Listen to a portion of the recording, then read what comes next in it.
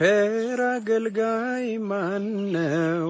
ለንጉሥ የታመነ መክሊቱን ያልቀበረ አትርፎ የከበረ። ኖ እየቆየ አይደለም፣ በደንብ ነው። አሁን ጥሩ ነው። ኦኬ ጥሩ። ከየት ቤተ እምነት ነው ወንድሜ? ከፕሮቴስታንት። የት? ሙሉ ወንጌል ነህ? ቃለ ሕይወት ነህ? የት ነህ? መካነ ኢየሱስ ነህ? አማኑኤል ቸርች ነኝ። ግን እውነቱን ለመናገር ቤተሰቦች ኦርቶዶክሶች ናቸው። አሁን ስደት ላይ ነው ያለሁት። ከኢትዮጵያ ውጭ ነኝ። አሁን የትም ቦታ እየተከታተልኩ አይደለም። ርዕሱን አሁን በተናገርከው እየሰማሁኝ ነበር። ለምን ወደ ፕሮቴስታንት መጣችሁ ከኦርቶዶክስ ላልከው ነገር ነው። ኦርቶዶክስ ነበርክ ፕሮቴስታንት ከመሆኑ በፊት? ነበርኩ፣ ግን እንደዚህ ዲፕሊ ስለ ኦርቶዶክስ አላውቅም። ቤተሰቦች ኦርቶዶክሶች ናቸው። አሁን አንተ ቤተሰቦችን አይደለም፣ እኔ አንተን ነው። እኔም ኦርቶዶክስ ነበርክ። ኦኬ። ከዛ በኋላ ግን ፕሮቴስታንት ሆንክ? ፕሮቴስታንት እንኳ ኦኬ። ፕሮቴስታንት እናውራ ትንሽ ርፍበል። እሺ ያውሩ። ኧረ ይቀጥሉ። ወንድሜ ሰላም ክርስቶስ ይብዛልህ ብያለሁ። ሰላም ብያለሁ። አሁን በንግግርህ ተነስተን እግዚአብሔር እንደፈቀደ መንፈስ ቅዱስ በወደደ መጠን እንወያያለን። አሁን ካነሳው ሐሳብ ኦርቶዶክስ ነበርሁ፣ ግን ስለ ኦርቶዶክስ እውቀቱ አልነበረኝም ስወጣ ነው ያልከኝና መቼም በእርግጠኝነት ልብስ አይደለም ሃይማኖት ነው ወይም እምነት ነው የቀየርከውና ከዚህ ወደዚያኛው ስታልፍ ምን ያልተመቸ ነገር ገጥሞ ነው? ማለቴ መቼም አንድ ነገር አውቀኸው ነው አይደል? ትክክል አለመሆኑን ገምግመው ነው ልትሄድ የምትችለው። ምንም ነገር ሳትገመግማት እውቀቷንም ሳታውቅ እንኳን ለመገምገም ለመረዳት በራሱ እውቀቱ ሳይኖርህ ከዚህ ወጣ ወደ ሌላ ትሄድ ዘንድ ምን አበረታህ?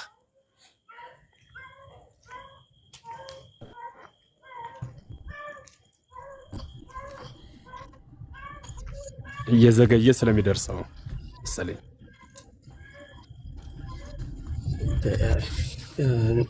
በደንብ ነው የሚሰማኝ ለእኔ። ቤተሰቦች ቅድም እንደነገርኩ እንደ ማንኛውም የኦርቶዶክስ ቤተሰብ ቤተ ክርስቲያን ለንግስ ለእሁድ እሄዳለሁኝ ልጆኜ ማለት ነው። ግን ቤት ውስጥ መጽሐፍ ቅዱስ 80 ያዱ መጽሐፍ ቅዱስ አባቴ ነበረው። ቤት ሲነበባ ላይም ብዙ ጊዜ እኔ ማንም መስክሮልኝ አይደለም፣ ወይም ደግሞ ዝም ብዬም አይደለም ከኦርቶዶክስም የወጣሁት። ዲፕሊ አሁን ቀድም መዝሙር ሲያወራ ስለማስቀደስ ሲያወራ ነበር። እኔ አስቀድሼ አላውቅም። በቃ ዝም ብዬ በቃ እንደማንኛውም ኦርቶዶክሳዊ ዝም ብዬ ነበር የምመላለሰው። ትምህርት ላይ አልነበርኩኝም። ግን በመሃል መጽሐፍ ቅዱስ አነብ ነበር። ነገሮች ለመውጣት ምክንያት የሆኑ ነገሮች ነው ተነገረ። አዎ ለመውጣት ምክንያት የሆኑ ነገሮች ጥያቄን ፈጠሩብኝ እኔ በራሴ ማለት ነው። መጽሐፍ ቅዱስ አነባለሁ። መጽሐፍ ቅዱስ በማነብበት ሰዓት ብዙ ጊዜ አዲስ ኪዳን ላይ ነበር የማነበው።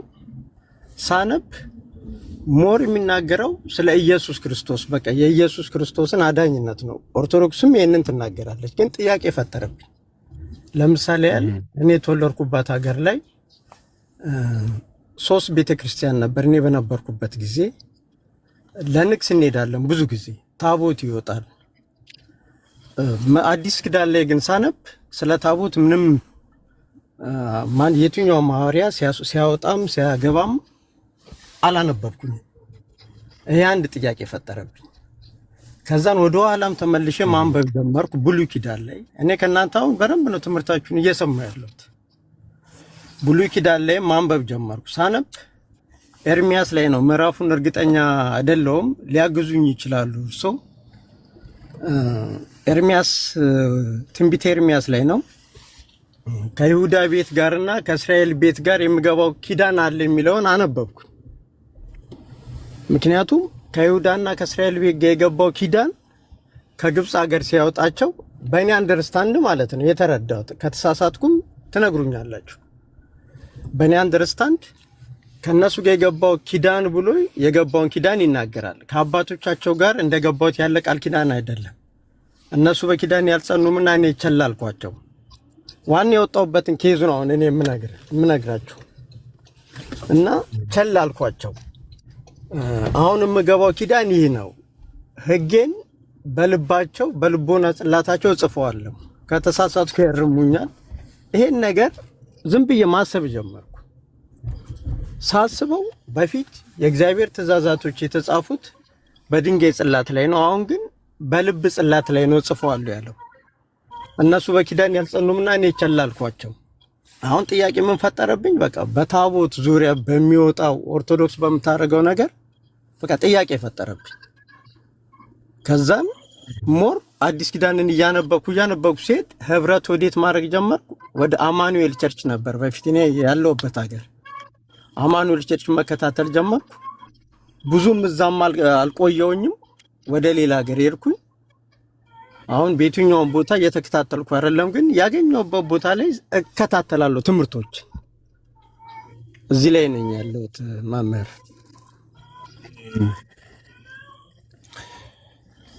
በጣም ግሩም ነው። አሁንም ተጨማሪ አጭር ማብራሪያ እንድትሰጠኝ። ታቦትን በተመለከተ ስንት መምህራን ጠየቅ? ምንስ መልስ ሰጡ? ማንንም ወደ ሌላሽ? ኦኬ፣ ማንንም መምህር አልጠየቅም። እሺ፣ ጥሩ ጥያቄ ነው። ምክንያቶችህ መልካም ሆነው ነገር ግን ደግሞ ባለመረዳት መቼም መጽሐፍ ቅዱስን በምልአት አንበኸው አይደለም አይደል? የ80 አሐዱ የሚባለውን ቤተክርስቲያኗ የምትመራበትን መጽሐፍ በምልአት አንበኸው በትርጓሜ ተረድተኸው አይደለም የወጣኸው። አይደለም የጠየቀው ሰውም የለም። አንተ ለራስህ መጽሐፍ ቅዱስን አነበብክና በመሰለህ የሆነ ክፍል ላይ ደረስክ። ያን ክፍል ብቻ ወይ አሁን ያነሳኸው የሐዲስ ኪዳን ላይ ወይ በዘመነ ብሉይ ከተጻፉ መጻሕፍት የሆነ አነሳህና ሄርክ ማለት ነው። እስኪ ወደ ዋናው ወደ አንተ ልመለስና ቤተ ተዋህዶ ኦርቶዶክስ ተዋህዶ ቤተክርስቲያን ስለ ኢየሱስ ክርስቶስ በዘመነ ሐዲስ ብዙ ክታቦች ተጽፈዋል። እሷ ግን ስትናገር አልሰማትም አይነት ክስ የሚመስል ያለበት በጎን ደግሞ ዞር አድርገህ ያው በእርግጥ እዚያም ብለህ ስሙ እንደሚጠራ እንደሚመሰገን ገልጸሃልና አንድ ጥያቄ ልጠይቅህ። አንተ በማታውቀው ቋንቋ አንተ የምትፈልገው ሐሳብ እየተገለጸ ቢሆን ልክ አይደለም ብለህ ታምናለህ? በማላውቀው ቋንቋ ልክ ነው ብዬ አንተ በማታውቀው ቋንቋ አንተ የምታምነው ሐሳብና የምታመልከው አምላክ ቢመሰገን ልክ አይደለም፣ በእኔ ቋንቋ ብቻ ነው መመለክ ያለበት የሚል እምነት አለ? እኔ ስለማላውቀው በምን አሁን ለምሳሌ ያህል እኔም በማላውቀው ቋንቋ ምን እንደሚሉ ስለማላውቅ የግድ ትርጉሙን ማወቅ መቻል አለብኝ። በጣም ግሩም። ትርጉሙን አለማወቅህ ግን ባላወቅከው ትርጉም ልክ አይደሉም ብለህ ለመተቸት ያበቃል? አይበቃኝ። በጣም ግሩም። እንዲያ ከሆነ የኢትዮጵያ ኦርቶዶክስ ተዋህዶ ቤተክርስቲያን እንግዲህ አብዛኛው የምንጠቀምበት ወይም ቤተክርስቲያን የምትጠቀምበት ቋንቋ የግዕዝ ቋንቋ ነው። በዚህ ቋንቋ ቅዳሴ ወይም ሌላም ኪዳን፣ ሌሎቹ በግዕዝ የሚጠሩ እያንዳንዱ መልክ የምንላቸው ስለ ኢየሱስ ክርስቶስ ያልጠራችበት ቀን የማጠራበት ዕለት የለም። ኢየሱስም ሳይጠራ የሚጠራ ሌላ ማንም የለም። ኢየሱስ ክርስቶስ ጥዑመ ስም ለዘይጼዎ ለሚጠራው ሰው ስሙ የሚጣፍጥ እያለች ሁሌ 24 ሰዓት ኪዳን በተባለበት ቀን ሁሉ የማይታጎል ኢየሱስ ክርስቶስ የምትል ለዝክረ ስምከ ለስም አጠራርህ ለስዕርተ ርእስከ ለራስህ ለመላትህ ለጉንጭህ ለመትከፍትከ ለዘባንከ ለእንግዳከ ለጀርባህ ለወገብ ለአጥንቶች እያለች ለአጽፋረ እግርከ ለእግሮችህ ጣት ለጥፍሮችህ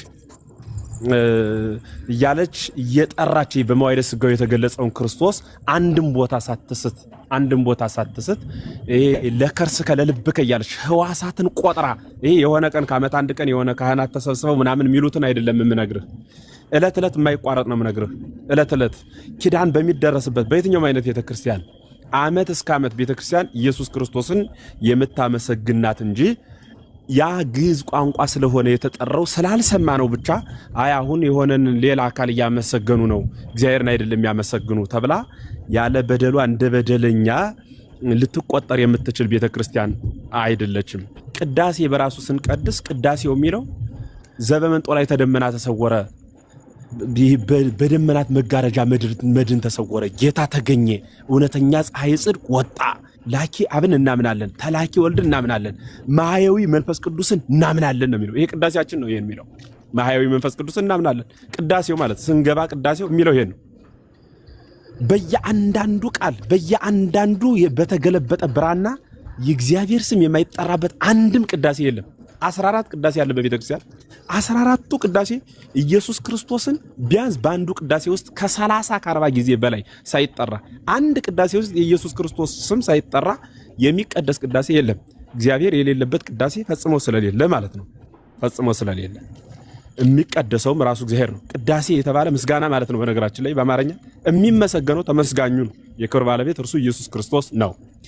ቤተክርስቲያንን በምላት ተረድቶ ያ ታቦተ ሕጉ ወጣ። ታቦተ ሕጉ በራሱ ሲወጣ የሚከበረው እግዚአብሔር ነው። እኔ በጣም የሚገርማችሁ መጽሐፍ ቅዱስን ሁሉም ሰው ይወደዋል። ለምን ቢሉ በውስጡ ቅዱስ የሆነ ቃል ስለተጻፈበት አይደል? በውስጡ ቅዱስ የሆነ ቃል ስለተጻፈበት መጽሐፍ ቅዱስን ሁሉም ሰው ይወደዋል። ታቦት ማለት ምን ማለት ነው? በሐዲስ ኪዳን የእግዚአብሔር ቃል የተጻፈበት ማለት ነው። ሌላ ምንም አይደለም። የሐዋርያው ቅዱስ ጳውሎስ መልእክት ወደ ፊልጵስዩስ ሰዎች የጻፈው መልእክቱ ምዕራፍ 2 ከመለስሙ እግዚእነ ኢየሱስ ክርስቶስ ይስግድ ኩሉ ብርክ ዘበሰማያት ወዘበምድር፣ በሰማይ በምድር ያለው ሁሉ የጌታችን የመድኃኒታችን የኢየሱስ ክርስቶስ ስም ለተጻፈበት ይስገድ ተብሎ ቃሉ ይሄ ነው የሚጻፈው። የሚጻፈው ይህ ቃል ነው። የሚጻፈው ወንጌል ላይ ያለው ቃል በሐዲስ ኪዳን ሐዋርያው የጻፈው ቃል እርሱ ነው የሚጻፍበት። በቤት እና የምናወጣው ማን ነው? የምንሰግድለት ለማን ነው? ለዚያ ለተከበረ ኢየሱስ ስለሚለው በምድርና በሰማይ ያለው ሁሉ ይንቀጥቀጥለት ለሚለው ስም። በጣም ጥሩ። እግዚአብሔር ይስጥልኝ ያገዙኝም አሉ እዚህ። አዎ አልፋ ወኦ የሚል አልፋ ኦሜጋ ቀዳማይና ዳህራይ በቅድምናው የተነሳበት በዳህራዊነቱ የሚደርስበት የሌለ ተብሎ ነው የሚጻፍ። እርሱ ማን ነው? ኢየሱስ ክርስቶስ። በየትኛውም የእመቤታችን ሊሆን ይችላል፣ የገብርኤል ሊሆን ይችላል። ለጌታችን ለመድኃኒታችን ለኢየሱስ ክርስቶስ ይስገድ የሚል ጽሑፍ የእመቤታችን ለእርሷ ስያሜ ቢሰጣትም ለሚካኤል ስያሜ ለገብርኤል ስያሜ ቢሰጥ በዚያ ውስጥ ግን የሚጻፈው የጌታችን የመድኃኒታችን የኢየሱስ ክርስቶስ ስም ነው የሚጻፈው። ለዚህ ስም ስገዱ ነው የሚባለው። በቤተ መቅደስ ሲሆን ደግሞ አገልግሎቱ ሐዋርያ ቅዱስ ጳውሎስ እንደነገረን ለዕብራውያን ሰዎች በጻፈው መልእክቱ ብነ ምስዋ ብሏል። እኛ መሰውያ አለን ብሏል። ያ ክርስቶስ ስጋዬን ብሉ ደሜን ጠጡ ያለው የምንቀበለው ቅዱስ ስጋና ክቡር ደም የሚሰዋው የእሱ ስም በተጻፈበት መሰውያ ነው። በሐዲስ ኪዳን መስዋዕት ነው የሚሰዋበት መሰውያ ነው በዘመነ ሐዲስ። ሲቀጥል ያ በዘመነ ብሉይ የነበረው ታቦት በዘመነ ሐዲስ እኛ እሱን ታቦት አይደለም የተቀበልነው፣ እሱን ታቦትም አይደለም የምንከተለው። ያ ታቦት 10ቱ ትእዛዛት የተጻፈበት ነው። ያ ታቦት ለእስራኤላውያን የተሰጠ ነው። ለኛ በሐዲስ ኪዳን ግን ራሱ የክርስቶስ ስሙ የተጻፈበት የመድኃኒታችን ኢየሱስ ክርስቶስ ስሙ ያረፈበት ብነ ምስዋ አለ። የእርሱ መስዋዕት የሚሰዋበት ራሱን ለሊሁ ካህን ሰዋኢ ራሱን ካህን አድርጎ የሚሰዋ ካህን የሆነበት ወለሊሁ መስዋዕት ተሰዋኢ መስዋዕት ሆኖ የሚሰዋ ራሱ የሆነበት ወለሊሁ ተወካፌ መስዋዕት ምስለ አብ ወመንፈስ ቅዱስ የተባለበት መስዋዕቱን ከአብ ከመንፈስ ቅዱስ ጋር ሆኖ የሚቀበልበት ብነ ምስዋ መስዋዕት መሰውያ አለን አለ። ያ የምንሰዋበት ታቦት ነው። በሐዲስ ኪዳን የተጻፈም እርሱ ነው። ወቀርበ ይጠይቆ እኮ ነው የሚለው። ቀርቦ መረዳት እኮ ነው። ቤተክርስቲያን ማናት ምንድናት ብሎ አውቀን ነው ተረድተን ነው ተምረን ነው ከዚያ ይህን ያክላል ይህን ይመስላል ተብሎ ሐሳብ የሚሰጠው ታቦትን በተመለከተ ማለት ነው። በሐዲስ ኪዳን ስለ ታቦት በጣም በርካታ የሆኑ ምስጢራትን ማንሳት እንችላለን። በጣም በርካታ የሆኑ ምስጢራት ከምስጢራቱ አንዱ በዘመነ ይሄ ታቦት ምንድን ነው? በነገራችን ላይ ማይደር እኮ ነው አይደል? ታቦት ማለት እኮ ቤተ አደረ ከሚለው ግስ የወጣ ታቦት ማለት ማደሪያ ማለት ነው። የሚያድረው ማን ነው? እግዚአብሔር። የሚያድረው ማን ነው? እግዚአብሔር። በምኑ ላይ ነው የሚያድር? ስሙ በተጻፈበት በዚያ የምኑ ስም የተጻፈበት ታቦቱ ላይ የተጻፈ ከመለሰሙ እግዚእነ ኢየሱስ ክርስቶስ ለእግዚእነ ኢየሱስ ክርስቶስ የጌታችን የመድኃኒታችን የኢየሱስ ክርስቶስ ስም ለተጻፈበት ለዚያ በምድርም በሰማይ የሚያለ በሰማይ ያሉ ቅዱሳን መላእክት አንድም ቅዱሳኑ በምድር ያለ ሰው ሁሉ ይስገድ ተብሎ ለተጻፈው ለዚያ ስም ነው የምንሰግደው። ለዚያ ስም የምንሰግደው ለዚያ ስም። ስለዚህ ጌታችን መድኃኒታችን ኢየሱስ ክርስቶስ በዘመነ ሐዲስ ታቦት ያ ማደሪያ ነው ማህደር ነው የምንለው ምን እንደወደደ ባለቤቱ የሚገለጽበት በራሱ ፈቃድ የሚገለጽበት ማለት ነው። መገለጫ ነው፣ ማደሪያ ነው፣ ማህደር ነው። ይህ ማህደርነቱ የሚያስፈልገው ቅዱስ ሥጋው ክቡር ደሙ ስለሚሰዋበት ነው። ቅዱስ ቦታ ስለሆነ ማለት ነው። ቤት ይቀደስለት ዘንድ የተናገረ እርሱ ነው። በሐዲስ ኪዳን ቤት አያስፈልገኝ ከዚህ በኋላ ትቻለሁ አላለም። በዘመነ ብሉይ ቤቴን ስሩ በእርሱ አድራለሁ አለ። እግዚአብሔር እንደወደደ የሚያድርበት ቤት ባይሰራለትም ባይወሰንም ያዘዘንን ስናዝ ግን በዚያ እግዚአብሔር ያነጋግረናል አይደል? ሲቀጥል ካህን አለ አይደል? ካህን ኢየሱስ ክርስቶስ ሊቀ ካህን ነው፣ የማይሻር ሊቀ ካህን፣ ዘላለማዊ ሊቀ ካህን ከሆነ ካህኑ መቅደስ አያስፈልገው? ያ ዘላለማዊ መቅደሱ አንደኛው ሰው ነው። ሁለተኛው ዘላለማዊ መቅደሱ የክርስቶስ ህብረት የምናደርግበት ያ ቤተ መቅደስ ነው። በዚያ ቤተ መቅደስ ደግሞ ስጋዬን ብሉ ደሜን ጠጡ ብሏልና የምንቀበልበት የእርሱ ደም የነጠበበት የእርሱ ስጋ የተቆረሰበት እሱ ምንድን ነው? የከበረ ነው። ያን የተከበረ እናከብረዋለን። ደሙ የፈሰሰበት ስጋው የተቆረሰበት ብቻ ሳይሆን ስሙ የተጻፈበት ስለሆነ እናከብረዋለን። የምናከብረው ግን ክርስቶስን ነው። የተሰዋበት የምንለውም የክርስቶስ ቅዱስ ስጋና ክቡር ደም ብቻ ነው። የሌላ የማንም አይደለም። የመላእክትም አንልም፣ የሚፈስ ደም የላቸውም። የቅዱሳንም አንልም፣ በዚያ ስም የተጋደሉ ናቸው እንጂ የነሱ ደም ዓለምን የፈወሰ አይደለም። ቤዛ የሆነን በተለየ አካሉ በተለየ ስሙ በተለየ ግብሩ ራሱ ወልድ ስለሆነ ማለት ነው። እና ቤተክርስቲያንም በዚያ ልክ ማወቅ ይጠይቃል። በዚህ ልክ ሊያደምጥ የሚችል የተረጋጋ ልቦና ስላለህ በጣም አመሰግንሃለሁ። ረጋ ብሎ የሚያዳምጥ ከፕሮቴስታንት ወገን ሰው ሳይ በጣም ነው የምመሰጥ። እግዚአብሔር በሚያውቅ በደም የሚያደምጥ ማለት ነው፣ አድምጦ የሚመልስ የሚረዳ ሰው ሳይ ደስ ይለኛል። 8-9 ጊዜ ነበር ሌሎቹ የሚያቋርጡኝና አንተ በደንብ በጽናት ስላደመጥከኝ አመሰግናለሁ። ያልገባህን ትጠይቅ ዘንድ ፈቃደኛ ነኝ፣ እንደተናገርኩ ሰማህ ዘንድም እርግጠኛ ነኝ። ቀጥላው እዚህ ጋር እኔ በፊት ማስበውና አሁን እርሱ የተናገሩኝ በጣም ይለያያል። በትክክል ነው እኔ ገባኝ። በፊት ያለኝ አመለካከትን አሁን ቀይሬያለሁ። እኔ የሚመስለኝ ልክ በብሉይ ኪዳን ላይ እንደነበረው ያኔ እንደሚያደርጉ ስርዓት በቃ እንደዛ ነበር የመሰለኝ። አሁን ተረድቻለሁ። በዚህኛው በኩል ያለኝ ጥያቄ መልሰውልኛል። ሌላ እኔ እንደዚህ በሆነ ቦታ ታቅፌም እንደ አክራሪ ሞኛ አይደለም የማወራው፣ ግን ኢትዮጵያ ያለው ስቲል እስካሁንም ፕሮቴስታንት ነኝ እኔ። ምክንያቱም እዚህ ያለውበት ቦታም ስላልተመቸኝ ነው። ረጅም ሰዓት ስራ ስለምሰራ ረጅም ሰዓት በቃ ያለውበትም አካባቢ ምቹ ስላልሆነ ነው። እና አንደኛው ጥያቄ ተመልሶልኛል። ሌላኛው ጥያቄ ደግሞ እንዳሁኑ እንዲመልሱልኝ ነው ፈልገው። እኔ በደንብ ነው አዳምጣለሁ። ከምናገር ይልቅ ባዳምጥ ነው ብዙ እውቀትን የማገኘው። ኢየሱስ ክርስቶስ በአዲስ ኪዳን ላይ በፊት በነበረው ስርዓት ደም ከሌለ ስርየት የለም ይላል መጽሐፍ ቅዱስ። በፊት በነበረው ስርዓት ካህናቶች ጋር ተሄዶ ደም ተፈሶ እንደ ኃጢአታችን ካህናት ጋር ሄደው ሰዎች ኃጢአታቸውን ተናዘው ካህናቶች ነው የሚያቀርቡላቸው በፊት በነበረው። በአሁኑ ግን በአዲስ ኪዳን ኢየሱስ ክርስቶስ ደሙን አፍስሶልናል። ለሰው ልጆች ሁሉ ደሙን አፍስሷል። ብዙ ጊዜ ጥያቄ የሚሆንብኝ ምንድነው ለሰው ልጆች አሁን እኔ በማምነው አንደርስታንድ ባደረኩት ባነበብኩት ኢየሱስ ክርስቶስ ይማልዳል ብዬ አስባለሁ። ኦርቶዶክስ ደግሞ ይህን ብዙ ጊዜ ትምህርትን እሰማለሁ። እነ መዝሙረ ያሬድ በሚያስተምሩበት ሰዓት እሰማለሁ፣ ከፕሮቴስታንትም እሰማለሁ። ኢየሱስ ክርስቶስ እንደማያማልድ ነው በኦርቶዶክስ እምነት ላይ ያለው። በፕሮቴስታንት ግን እንደሚያማልድ ነው። እኔም የተረዳሁት ከመጽሐፍ ቅዱስ ኢየሱስ ክርስቶስ እንደሚያማልድ ነው። ምክንያቱም 2-3 ቦታ ይቻለውኝ የሚያማልድበትን ጥቅሶች ያው ብዙዎቹ ኦርቶዶክሶችም ፕሮቴስታንቶችም ይጠቅሱታል። ሮሜ ላይ የተጻፈ አለ። ቁጥሩን ሻርፕ ባልሆንም ዮሐንስ አንደኛ ዮሐንስ ላይ ብቻ የተጻፈ አለ። አይ ገብቶኛል። ጥያቄህም ሐሳብህንም ስለተረዳው ቀጥታ ወደ መልሱ ልሄድና ጊዜ ለመቆጠብ በኢየሱስ ክርስቶስን በኢትዮጵያ ኦርቶዶክስ ተዋሕዶ ቤተክርስቲያን አምላክ ወልደ አምላክ ብለን የምናምን እንጂ አማላጅ ብለን አናምንም። በፕሮቴስታንቱ ዓለም ሮም 8:14 ሌሎችንም 34 ሌሎችንም አንዳንድ ጥቅሶች ለስጋዌው የተነገሩትን በዘመነ ስጋዌው ያደረጋቸውን የማስታረቅ ስራ ዛሬ ድረስ ያንን ያደርጋል ብለው የሚያምኑ በፕሮቴስታንቱ ዓለም አለ። ወንድም ዓለም የልብ ጆሮን ከፍተህ እንድትሰማ የምፈልገው ኢየሱስ ክርስቶስ ማለት መለኮት ከስጋ ስጋ ከመለኮት ሲዋሃድ በጊዜ ተዋህዶ የወጣ ስም ነው።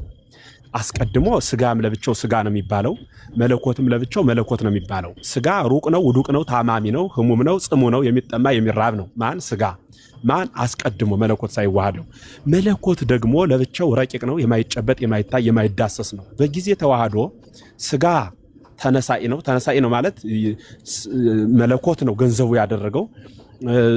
መለኮት ደግሞ ነሳኢ ነው ማለት ምን ማለት ነው? ሰው አምላክ መሆን ፈልጎ አምላክ የሆነ አይደለም። አምላክ ሰው መሆን ፈልጎ ሰው ሆነ ማለት ነው ባጭሩ። ይህ ድርጊት ከተፈጸመ በኋላ በተዋህዶ መለኮት ያለው ገንዘቡ ሁሉ ለስጋ ገንዘቡ ሆነ። የስጋ ያለው ንብረቱ ሁሉ ደግሞ ገንዘቡ ሁሉ የመለኮት ገንዘቡ ሆነ። ይህ በተዋህዶ በምድር ተገለጸ።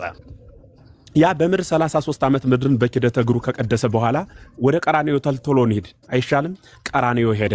ያንተን የኔን ታንተ በፊት የነበሩትን ካንተና ከኔ በፊት በኋላ ያሉትን ጠቅላላ ፍጥረታት የሚባለውን በበደል ተይዞ የነበረውን የሰው ልጅ ሰው ሆነና ወደ ቀራንዮ ሂዶ ሰው ከሆነ በኋላ 33 ዓመት ምድርን በኪደተ እግሩ ቀድሶ ወንጌልን አስተምሮ ወደ ቀራንዮ ሄደ። ቀራንዮ ሂዶ የሁላችን በደል ተሸክሞ አንድ ጊዜ ልብ በል፣ እችንን ቃል ነው የምትሰማኝ። አንድ ጊዜ ለሁል ጊዜ የሚሆን ደሙን አፍሶ አንድ ጊዜ ለሁል ጊዜ ኃያል ክንድ ስላለው አምላክ ስለሆነ አንድ ጊዜ ለሁል ጊዜ አስታረቀን። አንድ ጊዜ ለሁል ጊዜ ታላቅ ሽማግሌ የተቀመጠበት ታላቅ ሽማግሌ ያስታረቀው ጠብ በየቀኑ አይፈርስም። አንድ ጊዜ ያስታረቀን ማስታረቅ በየቀኑ የሚፈርስ አይደለም። ያ ያስታረቀን ጽኑ ማስታረቅ የዲያብሎስን መውጊያውን ሞትን በራሱ በሞቱ ለሞት ደምሰሶ በሞቱ ሞትን ገሎ ጥርሱን አውልቆ ከራሱ ጋር ከባሕሪ አባቱ ከአብ ከባሕሪ ሕይወቱ ከመንፈስ ቅዱስ ጋር አስታረቀን። መቼ? አንድ ጊዜ። የት ላይ? ቀራንዮ ላይ። በምኑ? በደሙ ፈሳሽነት። ያ አንዴ ያስታረቀን ማስታረቅ አንድ ጊዜ ነው ያደረገው፣ ግን ለሁል ጊዜ ይኖራል። ለምሳሌ አንድ ዶዘር ወይም ምንድነው የጭነት መኪና ልበልና በሆነች እቺ ፓራ ሞተር በምትባለዋ በትንሿ እቃ መጫን ብንፈልግ የሆነ እቃ 30-40 ጊዜ መመላለስ ይኖርብናል አይደል? አንድ ተሳቢ ካገኘን ግን የምንፈልገውን አንዴ አንስቶ ይወስደዋል። ድግም መመለስ አይኖርም። እቃ ለመውሰድ አንዴ ጭኖ ወስዶታል። ለምን ቢሉ ከፓራ ሞተር የበለጠ ኃይል ስላለው ማለት ነው፣ አቅም ስላለው። አሁን ልብ በል ትንቢተ ነቢያት በዘመኑ የነበረው ያ ሁሉ ልክ ድምፃቸው የማይሰማ ሆነ፣ እንደ እንቁራሪት ሆነ፣ የማይሰማ ሆነ። እንደ ፓራ ሞተር ትንሽዬ ነገር ለትንሽ ጽድቅ ብቻ የሚሆን ሆነ። በኋላ ግን ኢየሱስ ክርስቶስ መጣና በደላችንን ሁሉ ቀደደው፣ አስወገደው። የአዳም በደልም ተወገደ። በደሙ ፈሳሽነት ዓለምን ቀደሰ። አንድ ጊዜ ለሁል ጊዜ ከራሱ ጋር ከአብና ከመንፈስ ቅዱስ ጋር አስታረቀን። ካስታረቀን በኋላ ዛሬ ድረስ ይማልዳል የምንለው ከማን ጋር ነው የሚማልድ? ምኑንስ ነው የሚማልድ? አንድ ጊዜ ለሁል ጊዜ አስታርቆናል፣ ታረቅነ ብለናል። ከታረቅን በኋላ ምን ያልጨረሰው ነገር ኑሮት ነው ዛሬ የሚጨርስ? ቀራንዮ ላይ እኮ ጨርሶታል እኮ፣ ፊኒሽንግ አድርጎ ከዚህ በኋላ ሞት በእናንተ ላይ አይሰለጥንም ብሎ ነፃነትን ሰብኮልናል እኮ። በየቀኑ ዛሬ ይወድቃል ይነሳል፣ ዛሬ ድረስ ይማልዳል ምንለው ማን ነው? ወደ ማን የሚማልድ? ወደ አብ እንዳንል አብ ወልድን ይበልጠዋልን ያሰኛል። እኔና አብ አንድ ነን ብሎ ደግሞ የተናገረ ባለቤቱ ነው። ወደ ማን ነው የሚለምነው? ራሱ ወደ ራሱ እንዳንለው የሐሳብ መለያየት በራሱ ዘንድ አለን? የለም። ከሌለ እርቁ ምንድነው ሲባል አንድ ጊዜ አስታርቆናል። ያ አንድ ጊዜ ግን ለሁል ጊዜ የሚሰራ ነው። ለሁል ጊዜ ልክ ማስታገሻ አይደለም፣ መድኃኒት ነው የሆነን። ማስታገሻ አንድ ጊዜ ለሁል ጊዜ አይሰራም። ትናንት ከዋጥኸው ዛሬ መዋጥ አለብህ፣ ነገም መዋጥ አለብህ። ማስታገሻ ነው። ልክ መድኃኒቱ ሲቆም፣ ያ የማስታገሻው ሲቆም በሽታው ይነሳል። ለምን? ማስታገሻ ነው። ልክ ትንቢተ ነቢያትም እንደዚያ ነው፣ ማስታገሻ ነው የቆየ። እርሱ ሲወለድ ግን መድኃኒት ሆነ። ኢየሱስ ማለት መድኃኒት ነው። ይሄን መድኃኒት ዋጥ ነው። ስንውጠው ያ በሽታ ተነቀለ። ያ በሽታ ሲነቀልልን ሲጠፋልን ድግም ሌላ በሽታ የለብንም። ሌላ በሽታ ስለሌለብን መድኃኒቱን ራሱን ስላገኘ ነው፣ መድኃኒቱን ራሱን ስለወሰድ ነው። አንድ ጊዜ ለሁል ጊዜ የሚሆን መድኃኒት ወስደናለሁ። ግልጽ ነው ሐሳቤ። ልክ እንደ መቆጣጠሪያ ልበልና አሁን መቆጣጠሪያ የምትወስድ ሴት የ24 ሰዓት የምናምን ሰዓት ሲያወሩ ሰማለሁ። በእርግጥ እኔ እዚህ ዓለም የለሁበትም። ከዚህ ዓለም ማለቴ ከዚህ ሐሳብ ደግሞ እንደገና ደግሞ ምን አለ ደግሞ የዚህ ጊዜ የ6 ወር የ3 ዓመት የሚባል አለ አይደለ? ለዘላለም መካን የሚያደርግም በውጭው ዓለም አለ ሲባል ሰምቻለሁ። ልክ እንደዚህ ሁሉ እንደ መቆጣጠሪያ ለ3 ቀን ለ4 ቀን ሳይሆን ሞትን በራሱ ለዘላለም መካን አደረገው። አንዴ ዘገው ማለት ነው። አንድ ጊዜ ለሁል ጊዜ ከራሱ ጋር አስታርቆን ሂዷል። ከዚህ በኋላ እሱን አማላጅ ነው ብሎ መናገር ሎቱ ስብሐትና ከባህሪ አባቱ ከባህሪ ሕይወቱ ከመንፈስ ቅዱስ ማሳነስ ነው። አንሶ ለማኝ እያደረግነው ነው በደሙ ፈሳሽነት። ያ ደም እኮ ለሁል ጊዜ የሚሰራ ደም ነው። ጊዜያዊ አይደለም፣ በጥቅሉ ዘላለማዊ ነው። ዘላለማዊ አምላክ ስለሆነ ዘላለማዊ ሊቀ ካህን ስለሆነ አንድ ጊዜ ለሁል ጊዜ አስታርቆናል። ግልጽ ከሆነ በጣም ክሊር ሆኖልኛል። ክሊር ግን ውስጥ ያለውን እንዲወጣ ከይቅርታ ጋር ሰዓት ካልተሻማውን አንድ ውስጥ ላይ ያለ ጥያቄ ስላለው ይሄኛው ተመልሶልኛል። አንዴ እሷን ደግሞ ቤቱም እንዳይዘጋብን መዝሙረ ጋር ቤቱ እንዳይዘጋ መዝሙርም እንዲያወራ ያቆም መዝሙር። እሺ መምህር ኤፍሬም በጣም በጣም እግዚአብሔር ይስጥልን። በጣም የሚደንቅ የሚጣፍጥ አንደበት ቃለ ሕይወትን ያሰማርልን። መምህር ብሩክን አያውቋቸውም እንዴ? አጠገብ ያሉ ከኔታች ያሉትን ተሸክመውኛል። እሳቸው ታናሽ ወንድማቸውን መምህር ብሩክ ገና ሆኖ ዝቅ ያየው እግዚአብሔር በሚያውቅ ይሄ ኮመንቱ ሰነፍ ስለሚያደር ጋላ ቀና ብዬ ነበር። ገባ ወጣ ስለምል ብዙ ስለማልሰነብት እንግዳ ነው መሆንባቸው። የፕላትፎርሙ ጥሩ ነው። እግዚአብሔር በሚያውቅ ያገናኛል። መዝሙረ ያቆን እንዲያው አንድ በዘመን የምደነቅበትን ነገር ልንገርህ። ጌታችን መድኃኒታችን ኢየሱስ ክርስቶስ ሐዋርያትን አስተምሮ ሲጨርስ በማቴዎስ ወንጌል መጨረሻ ላይ ሁሩ ወመሃሩ ውስተ ኩሉ አጽናፈ ዓለም የምትል ቃል ተናግሯል። እና ያቺ ቃል በጣም ከባድ ናት። የሚገርም በአንተና በእኔ ዘመን ማንም አያከናውናት ነበረ። አንደኛ ዘረኝነት፣ ሁለተኛ ፓስፖርት፣ ሶስተኛ ድህነት፣ አራተኛ የቅድስና ጥረት ቋንቋ ስለሚገድበን ማለት ነው። ማንም አይፈጽማት ነበረ። አሁን ግን የሚገርምህ ቴክኖሎጂው እሱ ለራሱ ስሜት ቢያመጣውም ፓስፖርት፣ ዘረኝነት ምናምን የማይገድበው ጸዳ ያለ ትክክለኛ ሁሮ መሃሩ እንዲሁ አማናዊ የሆነ ይሄ ፕላትፎርም መጥቶልናልና በዚህ ዘመን ነቅቶ አለማስተማር ራስን ለፍርድ ማዘጋጀት ነውና ፕላትፎርሙ በጣም ጥሩ ነው። መምህራኑን ሁሉ ይጋብዛል፣ እንድናስተምር እድል ያመቻቻል። ምዕመኑ በዚህ ነው የምናገኘው። አሁን እስኪ 1100 ሰው እዚህ ቁጭ አድርጎ ማስተማር እኮ በጣም አንድ ሰው ፈልጎ ማግኘት በራሱ በማይቻልበት መታደል ነውና ፕላትፎርሙን በዚህ ልክ ቀድሰን እንድንማማር የረዳን እግዚአብሔር እርሱ ስሙ ይክበር ይመስገን ለማለት ፈልጌ ነው። ሊያጠፉን ቢያመጡትም እኛ ለልማት ስለቀየር ነው ባለቤቶቹ እነሱን ቢሆን እናመሰግናቸዋለን ማለት ነውና መምህር ብሩክም ሌሎቻችንም እንዲሁ እየመጣ እንድንማማር እንድናስተምር ምንችለውን እንድንሰጥ ማንችለውን እንድንቀበል እግዚአብሔር ይርዳል ማለት ነው እና ጥሩ ሁሮ ማሩ ናት ብዬ ነው። ቲክታኳ በጣም ግርምት ናት። እሺ በጣም እግዚአብሔር ይስጥልን። መምህር ብሩክ ይቀጥላሉ። አክሊል ወንድሜ ይሰማሃል? እንኳን እግዚአብሔር አንተን ከኛ ጋር በሰላም አገናኘህ። ደስ ብሎኛል ስለመጣ። ለበጎ ሊሆን ይችላል ለህይወትህ ዘመናት ስትፈልገው የነበረውን ወደ ቤተ መመለሱን እንግዲህ መንገድ መጀመሪያ ይሆናል ብዬ አምናለሁ። በተለይ ሳታውቃት የወጣትን ኦርቶዶክሳዊ ተዋሕዶ ቤተክርስቲያንን እንድታቅ ጥሩ አጋጣሚ ነው እና እኔ 3 ነገሮች ላስቀምጥልህ። ጥቅስ ብቻ ነው የምሰጥህ። ከዛ በኋላ ከመምህር ብሩክ ጋር ትቀጥላለህ። እሺ ኦኬ። በደንብ አስተውል። ቅድም ሲነግሩ መምህር ኤፍሬም ዕብራውያን መልእክትን የነገሩ ኦኬ። እኔ ጥቅሱን ልስጥና ላጠንክርልህ ብዬ ነው። እሳቸው ያሉን በጥቅስ ላስቀምጥልህ። ዕብራውያን መልእክት ምዕራፍ 9 ነው ቅድም የነገሩ። ምን የሚለውን አነበቡልህ መሰለ? ክርስቶስ ይላል ሊቀ ካህናትን በየዓመቱ የሌላውን ደም ይዞ ወደ ቅድስት እንደሚገባ ራሱን ብዙ ጊዜ ሊያቀርብ አልገባም ይላል። የብሉይ ኪዳን ሊቀ ካህናትን አገልግሎት አምጥቶ ማለት ነው። እነሱ በየዓመቱ ይገባሉ፣ ዕለት ዕለት ይገባሉ፣ ይደጋግሙታል። ኢየሱስ ክርስቶስ ግን ይላል ይሄን ሊያደርግ አያስፈልገውም ይለና እንዲህ ቢሆንስ ዓለም ከተፈጠረ ጀምሮ ብዙ ጊዜ መከራ ሊቀበል ባስፈለገው ነበር ይላል። አስተውል ወንድሜ፣ የሊቀ ካህናቱን አገልግሎት አመጣ። ሊቀ ካህናቱ ስለ ሕዝቡ መከራ አይቀበሉም፣ ይልቁንም ስለ ሕዝቡ መስዋዕትን ያቀርቡ ነበር አይደለ? ስለ ሕዝቡ ግን ይገረፉ ነበር፣ ስለ ሕዝቡ ይደሙ ነበር፣ ይቸነከሩ ነበር። አይቸነከሩ። አየህ፣ የክርስቶስን ሲያነሳ መከራውን አነሳ። የሊቀ ካህናቱን ሲያነሳ የእንስሳት መስዋዕትን ይዘው በእግዚአብሔር ፊት የሚያቀርቡትን ጸሎትና ልመና አቀረበ።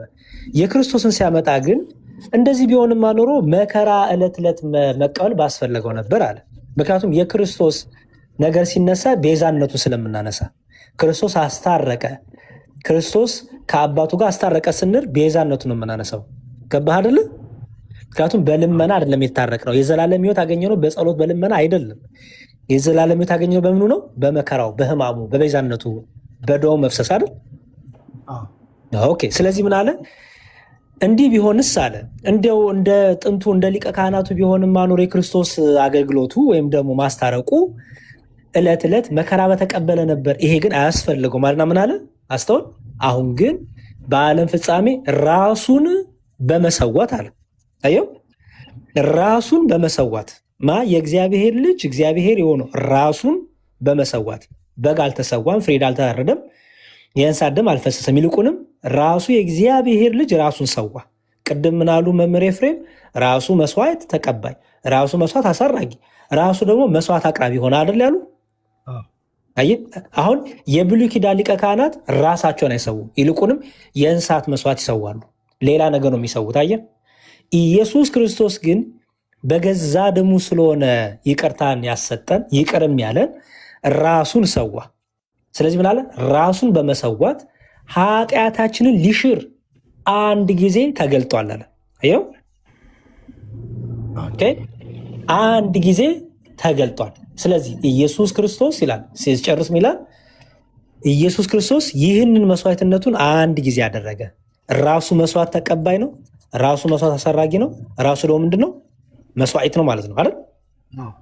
አሁን አስተውል እንግዲህ ዕብራውያን መልእክቱ ላይ እንደዚህ ነገረንና ቀጥሎ ደግሞ እዛው ዕብራውያን መልእክቱ ላይ ቅዱስ ጳውሎስ ኢየሱስ ክርስቶስን ከብሉይ ኪዳን ሊቀ ካህናት ጋር ሲያወዳድረው ለኢየሱስ ክርስቶስ ሲነገር የሚምር ሊቀ ካህን ብሎ ያስቀምጠዋል።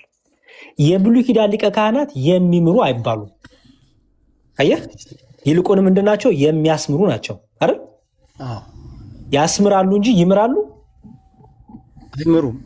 እነሱ ራሳቸው እኮ ድካም አለባቸው፣ ኃጢአት አለባቸው አይደል? ምክንያቱም አስቀድሞ ስለ ራሱ መስዋዕት ያቀርባል፣ ኋላ ነው ለሕዝቡ የሚያቀርበው አይደል? ኢየሱስ ክርስቶስ ግን ስለ ራሱ መስዋዕት ማቅረብ ያስፈልገዋል? አያስፈልገውም አይደል? ንጹህ ነዋ፣ ኃጢአት ነውር በደል የለበትም አይደል? ኦኬ። ስለዚህ ክርስቶስ ምን ይባላል? በዕብራውያን መልእክት ምዕራፍ 2 ቁጥር 17 ላይ ዕብራውያን መልእክት ምዕራፍ 2 ቁጥር 17 ምን ይላል? አንብብልህ። ስለዚህ የሕዝቡን ኃጢአት ለማስተሰሪ ለእግዚአብሔር በሆነ ነገር ሁሉ የሚምርና የታመነ ሊቀ ካህን ይለዋል። አየው፣ የሚምርና የታመነ ሊቀ ካህን። አስተውል። የክርስቶስ ሊቀ ካህንነት የምንድን ነው ማለት ነው? የሚምር ነው። አየህ፣ ክርስቶስ የሚያስምር ብቻ አይደለም፣ ራሱ ደግሞ መሐሪም ነው ማለት ነው። አየህ፣ ክርስቶስ አስታራቂ ብቻም አይደለም፣ ደግሞ ምንድን ነው? ታራቂም ነው ማለት ነው። ግልጽ ነው። ስለዚህ ምን ተባለ? የሕዝቡን ኃጢአት ለማስተሰረይ ለእግዚአብሔር በሆነው ነገር ሁሉ የሚምርና የታመነ ሊቀ ካህን። ስለዚህ ለክርስቶስ ሲነገር ምን ይባላል? የሚምር ሊቀ ካህን ይባላል። ስለዚህ ቅድም ምናሉ መምህር ሲያስተምሩን ክርስቶስ ኢየሱስ ምን አደረገን? በደሙ ለዘላለም እርቅን አደረገ ከአባቱ ጋር ከባህሪ አባቱ ከአብ ከባህሪ ሕይወቱ ከመንፈስ ቅዱስ ጋር በምኑ አስታረቀን? በቤዛነቱ አስታረቀን አይደል? አስታረቀን ብቻ ነው፣ ደሞስ ታረቀንም። ምን ስለሆነ? የሚምር ሊቀ ካህን ስለሆነ። አየህ፣ እንደ ሊቀ ካህንነቱ መስዋዕትን አሳረገ አስታረቀ አይደል? ደግሞ የሚምር ደግሞ ሊቀ ካህን ሰው ደግሞ ምን አረገን? ደግሞ እሱ ራሱ ታረቀን ማለት ነው።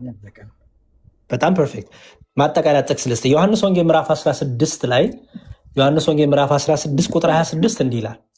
ዮሐንስ ወንጌል ምዕራፍ 16 ቁጥር 26 ምን ይላል መሰለ? ዮሐንስ ወንጌል ምዕራፍ 16 ቁጥር 26 ላይ እንዲህ የሚል ቃል ታገኛለህ። ኦኬ ኢየሱስ ክርስቶስ እንዲህ አላቸው፣ በዚያን ቀን በስሜ ከቁጥር 26 ጀምሮ ላንብብልህ። በዚያን ቀን በስሜ ትለምናላችሁ፣ እኔም ስለ እናንተ አብን እንድለምን የምላችሁ አይደለሁም አለ። አስተውል። እስካሁን በስሜ ምንም አልለመናችሁም፣ ደስታችሁ ፍጹም እንዲሆን ለምኑ ትቀበሉም አላችኋልና ይህንን በምሳሌ ነግሬያችኋለሁ። ነገር ግን ስለ አብ ለእናንተ በግልጥ የምናገርበት እንጂ ከዚያ ወዲያ በምሳሌ የማልናገርበት ሰዓት ይመጣል። በዚያን ቀን በስሜ ትለምናላችሁ፣ እኔም ስለ እናንተ አብን እንድለምን የምላችሁ አይደለሁም አለ ጌታ። ይኸው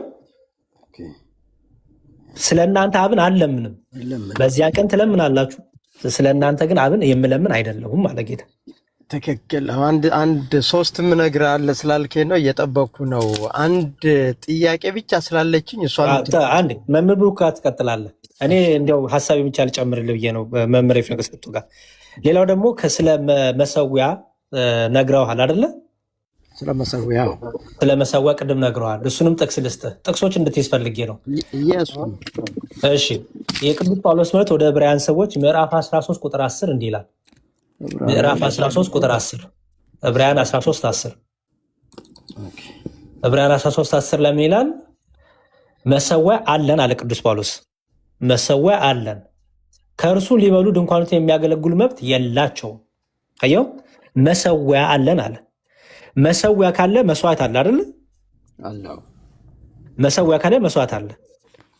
ስለዚህ የሐዲስ ኪዳን ፍሪዳ የሚታረደው በጋችን ማን ነው? አማናዊ በጋችን፣ እውነተኛ በግ ማን ነው? ክርስቶስ ኢየሱስ። ክርስቶስ ኢየሱስን ዕለት ዕለት ቤተክርስቲያን ክቡር ስጋውን ክቡር ደሙን ትፈታለች፣ ታዘጋጃለች፣ ፍሪዳውን ታዘጋጃለች ለልጆቿ። ምክንያቱም ስጋዬን ብሉ ደሜን ጠጡ ስላለ ክርስቶስ። ያን ስጋና ደሙን የምንሰዋበት መሰዊያችን እኛ ምን ብለን ጠራዋለን? ኢትዮጵያውያንን ግዕዝ ቋንቋ አለን።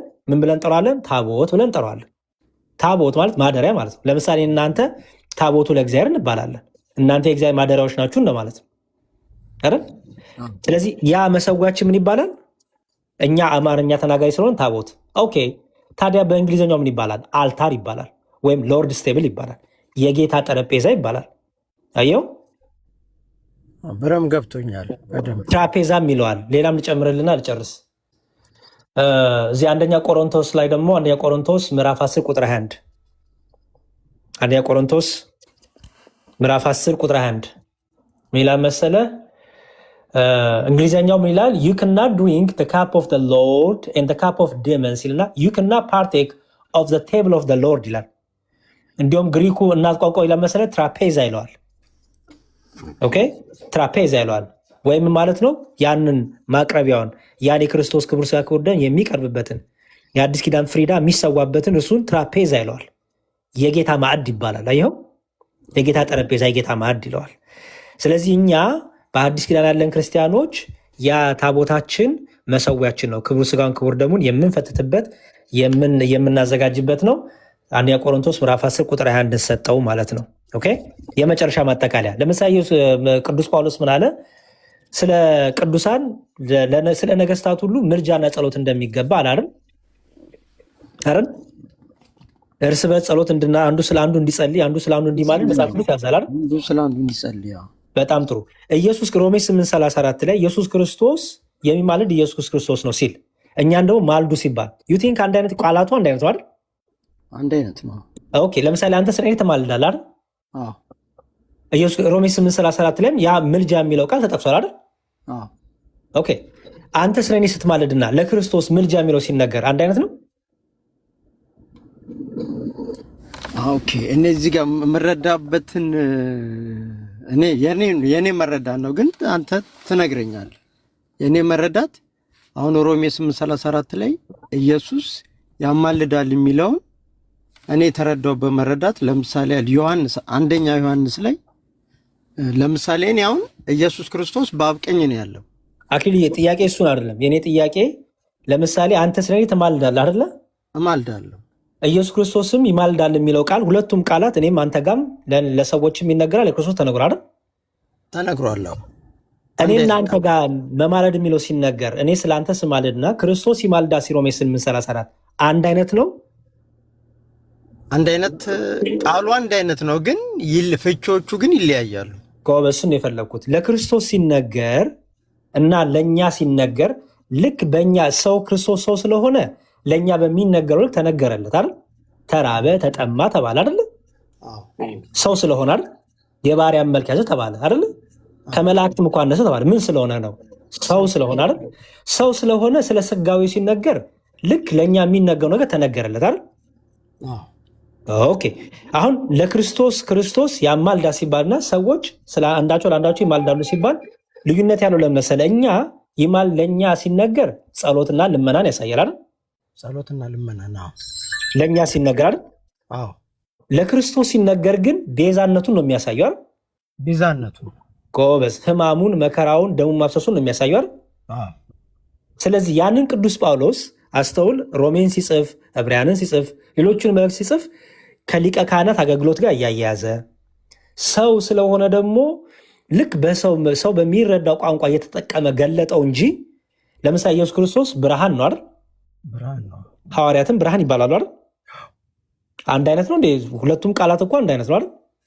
ሁለቱም ቃላት አንድ አይነት ነው። ምንድነው ልዩነቱ ታዲያ? ለክርስቶስ ብርሃን ሲባል ለሐዋርያቱ ብርሃን እንደተባለው አይደለም ትርጉሙ አይደል? አይደለም። ለክርስቶስ ብርሃን ሲባል የባህሪው ነው ማለት ነው አይደል? ማንም የማይሰጠው ማንም የማያቀመው። ለሐዋርያቱ ግን ብርሃን ሲባል ግን ሰጪ ያላቸው ቀሚ ያላቸው አይደል? ትክክል። የእነሱ የጸጋ ነው ማለት ነው። በጸጋ ያገኙት ነው። በጸጋ ያገኙት። የክርስቶስ ግን የምኑ ነው? የባህሪው ነው። አየው። ስለዚህ ቃላቶችን ከምን አንጻር ተነገረ? ለምን ተነገረ? አውዳዊ ፍቹ ምንድን ነው? የኦዲየንሱ ማን ነበረ? እነዚህ ሁሉ ይታያሉ የሚለው እንድትይዝልኝ ነው። ይቅርታ አረዘምኩብህ። መምህር ብሩክ እናንተ ደግሞ ጥያቄ ላቅርበ። መምህር ብሩክ ይቀጥላሉ። ቤቢኔም የተሳሳቱት ነገር ካለም ጨምረው አስተካክሎ አርመው ያስተምሩናል። መምህር ብሩክ ይቀጥሉ። አመሰግናለሁ። ቃለ ሕይወት ያሰማልን። ለመምህር ኤፍሬምም ለወንድማችን ዲያቆን መዝሙረ አክሊል ቅድም እንዳሉት ነው። መምህር በጣም ለብዙዎች ምሳሌ የምትሆን ወንድም ነህ። አመጣጥህ ለመረዳት እንጂ ለመሟገት እንዳልሆነ የንግግር ለዛህ፣ የምትጠይቅበት መንገድ፣ ሲጠይቁ ደግሞ የምመልስበት መንገድ ለብዙዎች ትምህርት መሆን የሚችል ነው። እኔም እንደ መዝሙረ ምናልባት አዲስ ነገር ለመናገር ሳይሆን እንደው ለመረዳት ያለህን የልብ ቅንነት ከማሰብ የተነሳ እነዚህንም ጉዳዮች ቢይዛቸው ሞር ለመረዳቱ ያጸኑለታል ብዬ ስላሰብኩ ነው የምጨምርልህ። አሁን የመጀመሪያው ምንድን ነው? የብሉይ ኪዳንን ታቦት በተመለከተ በኢትዮጵያ ኦርቶዶክስ ተዋሕዶ ቤተክርስቲያናችን እንደምታውቀው በታሪክ ታቦተ ጽዮን አክሱም ጽዮን ላይ የምትገኝ ሲሆን በመላ አብያተ ክርስቲያናት ለአምልኮ ስርዓትና ለመስዋዕት የምንጠቀመው ግን ያንን አይደለም። ያ የእግዚአብሔር ዙፋን መገለጫ የነበረው እግዚአብሔር ድንቅ ተአምራትን ይሰራበት የነበረው የእግዚአብሔር ዙፋን የሆነው ታቦተ ጽዮን ያለችው አክሱም ነው። እሷም ደግሞ የሐዲስ ኪዳን መስዋዕቱ የሆነው አማናዊው የክርስቶስ ስጋና ደም የሚፈተትባት አይደለችም። አሁን ታዲያ በየቤተ ክርስቲያኑ ያለው ምንድን ነው ከተባለ ምስዋ፣ ታቦተ ምስዋ ነው የምንለው። የከበረው የጌታችን ስጋና ደም የሚፈተትበት የሚዘጋጅበት ስለከበረው ስለ ጌታችን ስጋና ደም አገልግሎት የሚሰጥ የመሰዊያው ታቦት ነው የምንለው። ብዙ ጊዜ ይህንን ስለሚያምታቱ ነው። ቅድም ስታነሳው የነበረውም ጥቅስ ቢሆን የትንቢተ ኤርምያስ ምዕራፍ 31 ላይ የተነገረው በልባቸው ላይ ሕጉን እጽፋለሁ ማለቱ እንዲያስተውሉ ታደርጋቸዋለሁ ማለቱ ነው። እዛው ክፍል ላይ እኮ ወንድም ወንድሙን አያስተምርም ይላል። በሐዲስ ኪዳን ግን እንደምታውቀው የአይሁዳውያን ወንድሞች የሆኑ ሐዋርያት መጀመሪያ ያስተማሩት ወገናቸውን ነው አይደል? ስለዚህ ቃሉ አሁን ያንን በትክክል ካልተረዳ ነው ባልሆነ መንገድ ወስደን ልንሳሳትበት ስለምንችል በዚህ ልክ ብታስተውለው። ሁለተኛ ቅድም መዝሙረ እንዳለው እንደምታውቀው መጽሐፍ ቅዱስ ስናነብ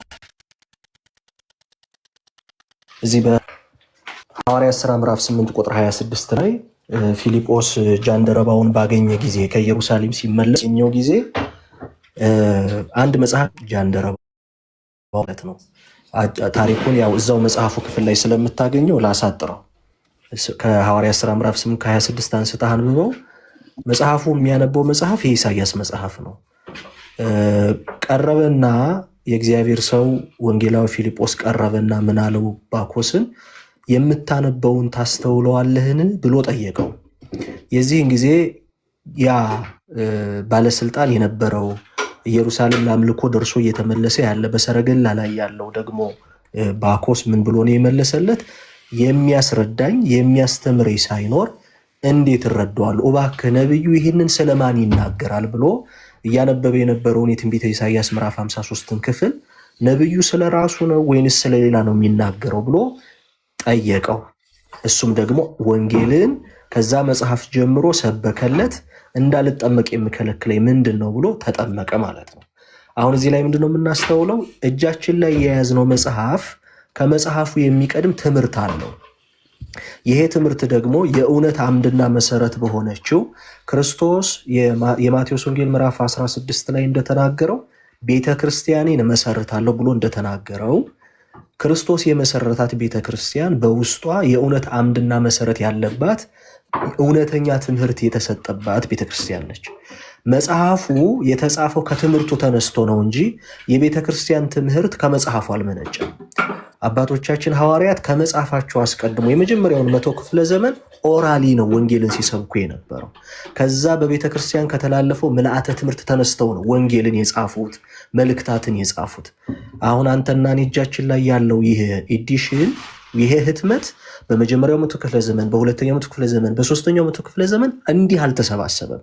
እስከ 4ኛው 100 ክፍለ ዘመን ድረስ ቤተክርስቲያን በጉባኤ ተሰብስባ እውነተኞቹን የሐዋርያት መጻሕፍት፣ እውነተኞቹን የጌታን ወንጌል ከሐሰተኞቹ ለይታ በቀኖና በቁጥር ለይታ እስክታስቀምጥ ድረስ በእያንዳንዱ ምዕመናን ቤት ዛሬ እንዳለው ወንጌል አልነበርም፣ መልእክታት አልነበሩም። ወንጌል ይነበብ የነበረው የነቢያት መጻሕፍት ይነበቡ የነበሩት በአምልኮ ጊዜ በቤተ ክርስቲያን ነበረ። ስለዚህ የዛን ጊዜ የነበሩ ታዲያ ክርስቲያኖች እንዴት ነበር የሚያውቁ የነበረው ከተባለ የእውነት አምድና መሰረት በሆነችው ክርስቶስ በመሰረታት ቤተክርስቲያን ትምህርቱ ይሰጥ ነበረ። ከዛ ትምህርት ተነስተው ወንጌልን ጽፈዋል። ወንጌላውያኑ ክርስቶስ ያስተማረውን ትምህርት መነሻ አድርገው መሰረት አድርገው መልእክት ጽፈዋል። ግብረ ሐዋርያት ተጽፏል። ሌሎችም መጻሕፍት ተጽፈዋል። ስለዚህ የምናነበውን የመጽሐፍ ቅዱስ ክፍል ከትምህርቱ ጋር ለመረዳት ከፈለግን መጽሐፉን ከቤተ ክርስቲያን ትምህርት መለየት የለብንም። ተመልከት፣ ክርስቶስ ቤተ ክርስቲያንን መሰረተ። ቤተ ክርስቲያንን መስርቶ ታላቁን ተልእኮ ለደቀ መዛሙርቱ ሲሰጥ ሂዱና አስተምሩ ነው እንጂ ያላቸው ሂዱ መጽሐፍ ጻፉ አላላቸው። ሂዱና ወንጌልን ለፍጥረት ስበኩ። ከማስተማራቸው በፊት አይ መጀመሪያ መጽሐፍ እንጻፍና የምናስተምረውን ትምህርት መጽሐፍ እየጠቀስን እናስተምር አላሉም። እኛንን ዛሬ ያለን መምህራን ነን እንጂ እነሱ የጻፉትን እየጠቀስን የምናስተምረው ሐዋርያት ከጌታ ቃል በቃል በዓይኖቻቸው ያዩትን በጆሮቻቸው የሰሙትን ትምህርት ነው እንጂ ያስተላለፉት እንደኛ ዛሬ የማቴዎስ ወንጌል የሉቃስ ወንጌል እያሉ አልጠቀሱም። ጌታ እንዳስተማራቸው በጆሮአቸው የሰሙትን በዓይናቸው ያዩትን ከመንፈስ ቅዱስ ያገኙትን አስተምረዋል። ስለዚህ በመጻሕፍት የምናገኛቸውን ምንባቦች ከቤተ ክርስቲያን ምልአተ ትምህርት ጋር አብረን ካልተረዳ ነው እኔም በያዝኩት መጽሐፍ የራሴን ትምህርት አንተም የያዝከውን መጽሐፍ የራስህን ትምህርት እየተረዳን ምን እንላለን ማለት ነው? እንጠፋለን። ለምሳሌ እንደው በቀላሉ ቅድም የተነሱትን ጥቅሶች አንስተን እንኳን ስንነጋገር እዛው ሮሜ 8 ላይ 2 ጥቅሶች ባነሳልህ እነዛን ጥቅሶች በቤተክርስቲያን ትምህርት ተመስርተን ካልተረዳናቸው ምን ያክል ጥፋት ውስጥ እንደሚወስዱን እንድናስተውል ይረዳናል። ለምሳሌ የዚህው የሮሜ መልእክት ላይ ምዕራፍ 8 ቁጥር 32 ላይ እንዲህ የሚል ቃል አለ። ለገዛ ልጁ ያራራለት ነገር ግን ስለ ሁላችን አሳልፎ የሰጠው ያው ከእርሱ ጋር ደግሞ ሁሉን ነገር እንዲያው እንዴት አይሰጠንም የሚል ቃል እናገኛለን። እዚህ ጋር በጣም ከባድ ቃል እናገኛለን። ምን የሚል? ለገዛ ልጁ ያራራለት የሚል ማለት ነው። እንግዲህ ይሄ ለማን ነው እየተነገረ ያለው? ለአብ።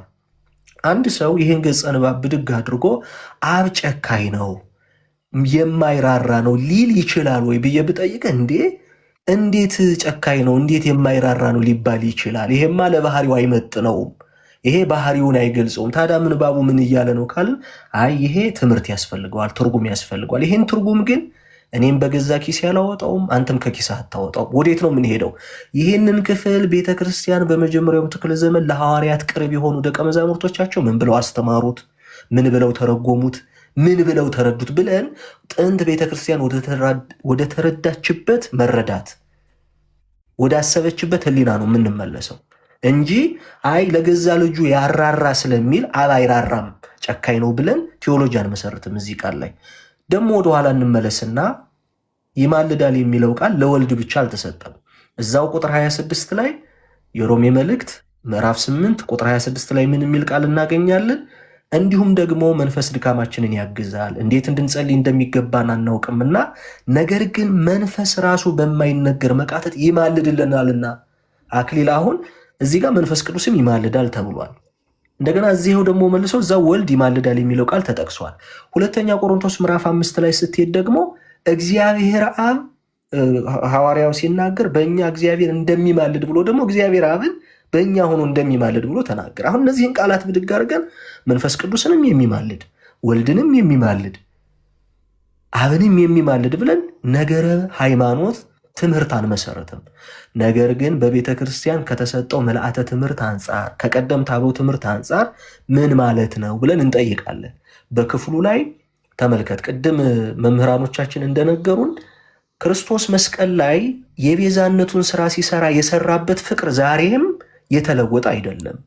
አንድ ጊዜ የወደዳቸውን ፈጽሞ የወደዳቸው ነው። ክርስቶስ ሲራብ ሲጠማ እንዲጠማ እንዲራብ እንዲንገላታ ሕማም እንዲቀበል ያደረገው ፍቅር ነው አይደል? አክሊል ፍቅር ነው። የማስታረቁን ስራ ሲሰራ የቤዛነቱን ስራ ሲሰራ ክርስቶስ ያንን እንዲሰራ ያደረገው ምኑ ነው ከተባለ ፍቅሩ ነው እንላለን። እሺ ታዲያ ሐዋርያው ቅዱስ ጳውሎስ አሁንም ብሎ ሲናገር በእግዚአብሔር ቀኝ ያለው ስለኛ የሚማልደው ብሎ ሲናገር ምን እያለን ነው? በቀራንዮ ላይ የቤዛነቱን ስራ ያሰራችው ያቺ ፍቅሩ አሁንም ጸንተዋለች። ቅዱስ ዮሐንስ አፈወርቅ ይህንን ክፍል ሲተረጉም ምን ማለቱ ነው ከተባለ ያቺ ፍቅሩ አሁንም ለኛ የተለየች አይደለችም ማለት እንጂ እንደው ቃሉን ብድግ አድርገን የሚማልድ ብሏል። የሚማልድ ማለት ግዕዝ ነው፣ ወይንም ግሪኩን ደግሞ ወደኋላ ሂደን ምንጭ ቃሉን ስናይ የሚለምን ማለት ነው።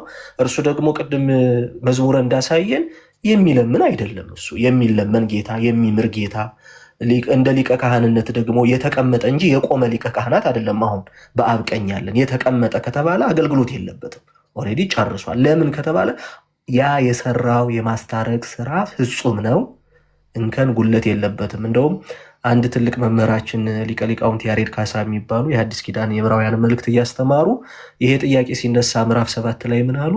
ልጆቼ አብ አሁን ተቀይሞታል ማለት ነው ወልድን አሁንም ይማልድላል ካልን አንድ ጊዜ በቀራንዮ የሰራውን ስራ አብ ተቀይሟል ማለት ነው። ፊቱን አዙሮ ትቶታል ማለት ነው። እንደገና መሰዋት፣ እንደገና ቤዛነት። ምክንያቱም የክርስቶስ የማስታረቅ ስራ ከመስዋዕት ከሞት ከሕማም የተለየ አይደለም። ካልሆነማ እነዚህ ጋር ካልሆነ እኮ ኦኬ የቅዱሳን ምልጃ ብለን እንደምናስበው ተራ ልናረገው ነው። ምክንያቱም የቅዱሳን ምልጃ ስንል ሕማም የለበትም፣ መስዋዕትነት ሰማዕትነት የለበትም። እንደዛ ስንል የክርስቶስ ግን ሕማሙን መከራውን ሞቱን መስዋዕቱን ቤዛነቱን ይዘን ነው ይህን እያልን ያለ ነው። እና ቃላትን ከቤተ ክርስቲያን ትምህርት ጋር አብሮ መረዳቱ በትክክል ቃላቱ እየተነገሩ ያሉበትን የትምህርት አውድ እንድንረዳ ያደርጋል ማለት ነው። እንደው በቀላሉ መቼም በግ ከገበያ እንደመጣ እንዳለ አይጣድም አይደለ? መበለት አለበት፣ እንዲበላ ተደርጎ መዘጋጀት አለበት። እንደውም ታላቁ ጎርጎርዮስ ሲናገር ምን ይላል? ከእናንተ መካከል ያለ ጥርስ መቆርጠም የሚፈልግ ሰው አለ ወይ ብሎ ጥያቄ ይጠይቃል። አሁን አንተን አክሊል ብጠይቅህ ያለ ጥርስ የሚበላ ነገር ቢቀርብልህ ያለ ጥርስ መቆርጠም ትችላለህ?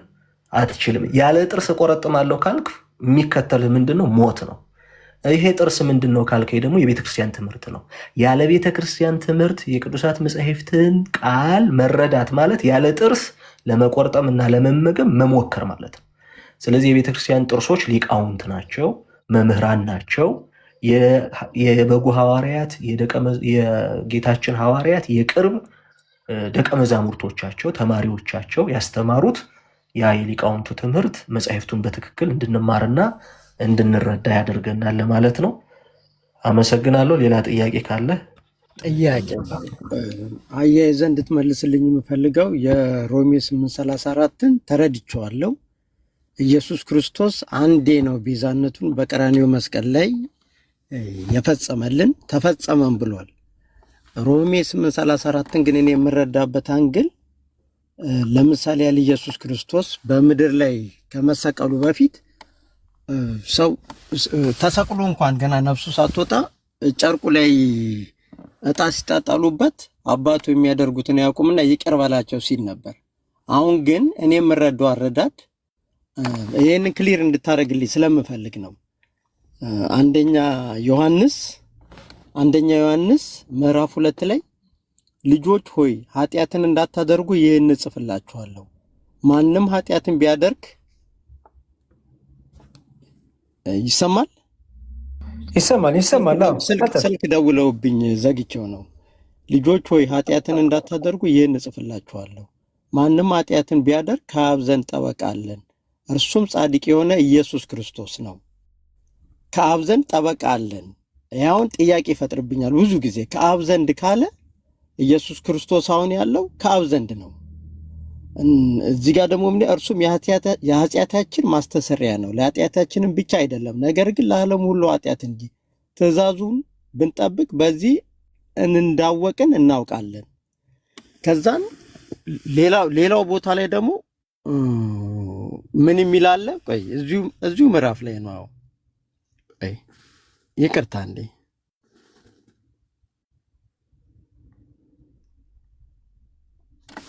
እዚሁ ላይ ደግሞ ምን ይላል? ወንድሞቹ ኃጢአትን እንዳታደርጉ ይላል። ማንኛውም ሰው ኃጢአትን ቢያደርግ እንደው ሐሳቡን ልንገርህና መልስ ትሰጠኛለህ፣ ያው ስለምታውቀው ቦታውን። ማንም ሰው ኃጢአትን እንዳያደርግ ዮሐንስ እዚህ ላይ እንደጻፈልን ማንም ሰው ኃጢአትን እንዳታደርጉ፣ ኃጢአትን ብታደርጉ አለ። እንግዲህ ኃጢአትን እንዳታደርጉ የሚባሉት እነማን ናቸው? ያመኑት፣ አንዴ በስሙ ያመኑ ናቸው። ቤዛነቱን የተቀበሉትን ነው እየተናገረ ያለው። ወንድሞች ሆይ ኃጢአትን እንዳታደርጉ፣ ኃጢአትንም ብታደርጉ ከአብ ዘንድ ጠበቃ አለን፣ እርሱም ጻድቅ የሆነው ኢየሱስ ክርስቶስ ነው። የልጁም የኢየሱስ ክርስቶስ ደም ከኃጢአት ሁሉ ያነጻል። የልጁም የኢየሱስ ክርስቶስ ደም ከኃጢአት ሁሉ ያነጻል። እና እኔ አሁን ለምሳሌ ላጠፋ እችላለሁ ወይ ልስት፣ በቀን ውስጥ ብዙ ጊዜ ልበድል እችላለሁ። ሳጠፋ ዮሐንስ ላይ እንደተጻፈው እግዚአብሔር ሆይ በድያለሁ፣ የሰራሁትን ጥፋት ይቅር በለኝ፣ በልጅ በኢየሱስ ክርስቶስ ደም እጠብልኝ ብዬ ስል ኢየሱስ ጎንበስ ቀና ብሎ አይደለም እዛ ጋር በመሃል ላይ ያለውን ኃጢአቴን ደሙ ነው አነጻልኝ ብዬ የማስበው። የኔ መረዳት ይሄ ነው። እስኪ አንተ ይሄንን እንዴት ታየዋለህ? ሮሜ 8:34 ላይ ይማልዳል የሚለው ከዚህኛው ጋር ደሙ አሁንም ትኩስ ስለሆነ ኢየሱስ ክርስቶስ በአብ ቀኝ ነው ያለው፣ ጠበቃችን ነው ብሎ፣ ጠበቃ ደግሞ የሚታይ ነው። ዕብራውያን ላይ ቅድም መዝሙር እንደጠቀሰልኝ በቃ ሊቀ ካህናችን ሁሌም ይታይልናል ለኛ። ስለዚህ ሁሌ እኔ ሳጠፋ ተንበርክኬ እግዚአብሔር ሆይ ይቅር በለኝ፣ ቀራንዮ መስቀል ላይ በፈሰሰው በልጅ በኢየሱስ ክርስቶስ ደም እጠብልኝ ስለው እዚህ ጋር መማለድን ያደረገልኝ ደሙ ነው ብዬ ነው የማስበው እንጂ ኢየሱስ ክርስቶስ ይቅር በለው አክሊልም ብሎ ይለምናል ብዬ አላስብም። የኔ መረዳት ይሄ ነው። ጨርሻለሁ መምህር። ጥሩ። ምናልባት ክፍሉ ላይ የቃሉ ጥንተ ቃል መነሻ ምንድን ነው የሚለው ብለን ወደ ግሪኩም ወደ ግዕዙም ከሄድን የጰራቅሊጦስ ነው የሚለው። ጰራቅሊጦስ አለልን ነው የሚለው። ጰራቅሊጦስ ማለት ያው አጽናኝ ማለት ነው። እንደው በገጸ ንባቡ ባለው በአማርኛው እንሂድም ካልን ጠበቃ የሚለውን ሐሳብ ይዘን የሚከራከር ወይንስ ደግሞ የሚለምን የጠበቃ ስራው ምንድን ነው ብለህ የምታስበው አክሊል? የጠበቃ ስራው ማለት የኔን ጉዳይ ይዞ የሚቆምልኝ ማለት ነው። የኔን ነገር ይዞ የሚቀርብልኝ። ለምሳሌ በምድር እንኳን ስናየው እኔ ጠበቃ ካለኝ የኔን ጉዳይ ይዞ የሚቀርብልኝ ማለት ነው። ስለዚህ አሁን እዚህው ክፍል ላይ ደግሞ ቅድም አንተ ባነሳኸው ደሙ የኢየሱስ ክርስቶስ ደም ከኃጢአት ሁሉ ያነጻል ይላል። የክርስቶስ ደም በራሱ ማንጻት የሚችል ከሆነ ማንጻት እየቻለ ከማን ጋር ነው የሚከራከርልህ ወይም የሚለምንልህ? ማንን ነው? ኦልሬዲ ክፍሉ ላይ እዚህ ላይ ቅድም እንዳነሳ ነው አንደኛ ዮሐንስ መልእክት ምዕራፍ 1 ላይ የኢየሱስ ክርስቶስ ደም ከኃጢአት ሁሉ ያነጻል። ስለዚህ የሱ ደም ኃጢአትን በራሱ ማንጻት የሚችል ከሆነ ወደ ሌላ አካል ምን ብሎ ነው የሚጠይቀው? አዎ ይጠይቃል ሳይሆን የኔ አንደርስታንዴ ደሙ ለምሳሌ ያህል እኔ ጥፋትን አንዴ ክርስቶስ ደሙን አፍስሷል። ሁለተኛ ጊዜ ለመስዋዕት አይቀርብም። አንዴ ደሙን ስላፈሰሰ አሁን እዚህ ካረገ በኋላ ነው ዮሐንስ የጻፈው አንደኛ ዮሐንስ ምዕራፍ 2 ላይ ማለት ነው። ኢየሱስ አክቹሊ ይቅርታ ወንድሜ፣ ጥያቄያቸው ጠበቃ የሚለው ቃል ለምን የተጠቀሙ ይመስላል? አሁን እዚህ ጋር ጠበቃ የሚለው ምንን ለመግለጽ ይመስላል? አሁን ጠበቃ የሚለውን ቃል ያዝና ቅዱስ በማን ነው ዮሐንስ በመልእክቱ ጠበቃ የሚለው ቃል ለምን ተጠቀመ? ለምን ይመስላል? ጠበቃ የሚለው ቃል የተጠቀመው ዮሐንስ እኔ እንደምረዳው ከሆነ የክርስቶስ ደም የሚናገር ደም ነው አይደለም? የክርስቶስ ቃየልና አቤል ወንድሙን በገደለ ሰዓት ላይ የአቤል ደም ይናገር ነበር። ስለዚህ የክርስቶስ ደም ክርስቶስ ሲያርግ እንኳን ያረገው ሐዋርያቶቹ ቼክ አድርገው የተበሱት እንኳን ጎኖቹም እጆቹም እንዳሉ ነው ያረገው ኢየሱስ ክርስቶስ ሲያርግ ማለት ነው። ጠበቃ የሚለውን ቃል ነው አላኪሌ ፎከስ አድርግና፣ ጠበቃችን ደግሞ ዳይሬክት ያለው ኢየሱስ ክርስቶስን ነው። ጠበቃ ማለት ነው። ጠበቃ ማለት ያንተን ነገር ይዞ የሚቀርብ እሱ ይፈጽማል ወይስ ያስፈጽማል? ኢየሱስ ክርስቶስ አንዴ ፈጽሞ ጨርሶታል። ጥያቄ የጠበቃ ግብሩ ይፈጽማል ወይስ ያስፈጽማል? ጠበቃ ለምሳሌ ጠበቃ የኔ ብዬ ስነግረው በቃ አንዴ ይፈጽማልም ኢየሱስ ክርስቶስ ይፈጽማልም ይቅር በላቸው ብሎ ሳይሆን አንዴ በከፈለልኝ ዋጋ ኢየሱስ ክርስቶስ አሁን በእኔ አንደርስታንድ ነው መዝሙር እዚህ ጋር በእኔ አንደርስታንድ መጽሐፍ ቅዱስ ላይ እንደተረዳሁት ጠበቃ ኢየሱስ ክርስቶስ ፍጹም ሰው ነው። አክሊ ይኸውልህ ለምሳሌ ቅድም ምን ብለን ነበር? ቅዱስ ጳውሎስ ክርስቶስ ሰው ከመሆኑ የተነሳ እኛ በምንረዳው ቋንቋ ጽፎልናል አይደለ? ስለ ክርስቶስ ሲናገር ፍጹም ሰው ነውና ለእኛ ሊነገሩ የሚችሉትን ነገሮች ተጠቅሟል። አንደኛው እንግዲህ ለሰው ልጆች ጠበቃ አንዱ ስለ አንዱ ጠበቃ ሆኖ ይቆማል አይደል? ኦኬ ክርስቶስ ኢየሱስ ጠበቃ ነው ሲባል አሁን ልክ በሶስተኛው አገላለጽ ቃሉን ወስደህ ጠበቃ የሚለውን ከፈታኸው እሱ ዳኛ አለ ፊት ለፊት ዳኛው ፊት ቆሞ እሱ ከዳኛው በክብር ያንሳል። ምክንያቱም ጠበቃ አይደለ? መቀመጫቸውም የተለያየ ነው። ጠበቃና ዳኛ የተለያየ መቀመጫ ናቸው አይደል? ጠበቃ ካለ ዳኛ አለ አይደል? ዳኛ አለው። ዳኛውና ጠበቃው በስልጣን ይገናኛሉ? አይገናኙም። ባላቸው ድርሻ ይገናኛሉ? አይገናኙም። ዳኛው ጠበቃ መሆን ይችላል? አይችልም። ጠበቃው ዳኛ መሆን ይችላል? አይችልም። በጣም ጥሩ። አሁን ይሄንን ኮንሰፕት ካያስክ ለኢየሱስ ክርስቶስ ጠበቃ የሚለውን ቃል ቅዱስ ጳውሎስ ሲጠቀም ምን ማለት ነው? ከምን አንጻር ጠበቃ የሚለውን ተተረጎመ የሚለውን ነው አሁን መምህር እየጠየቁ ያሉት። ከዛ በኋላ ታገኘዋለህ መልሱ። ይቀጥሉ መምህር። ይቅርታ። አይ መልካም ነው፣ ጥሩ ነው ያደረግከው ያሬዶ።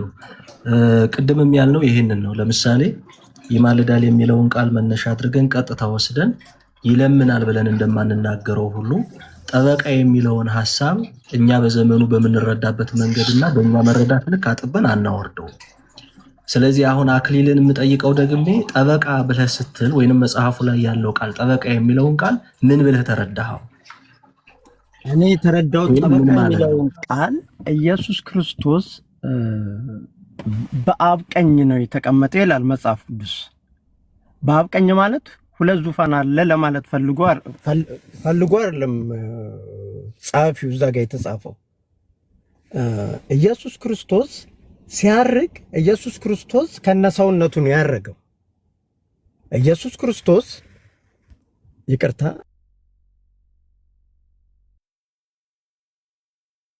ኦኬ ስልክ ገባብህ። ይቅርታ ስልክ እየደወሉ በማን እየረበሹ ነው። ይቅርታ። ኢየሱስ ክርስቶስ በፍጹም ሰውነቱ ለእኔ ጠበቃዬ ነው በሰውነቱ። ምክንያቱም ኢየሱስ ክርስቶስ ዳግም ይመጣል ወደዚህ ምድር።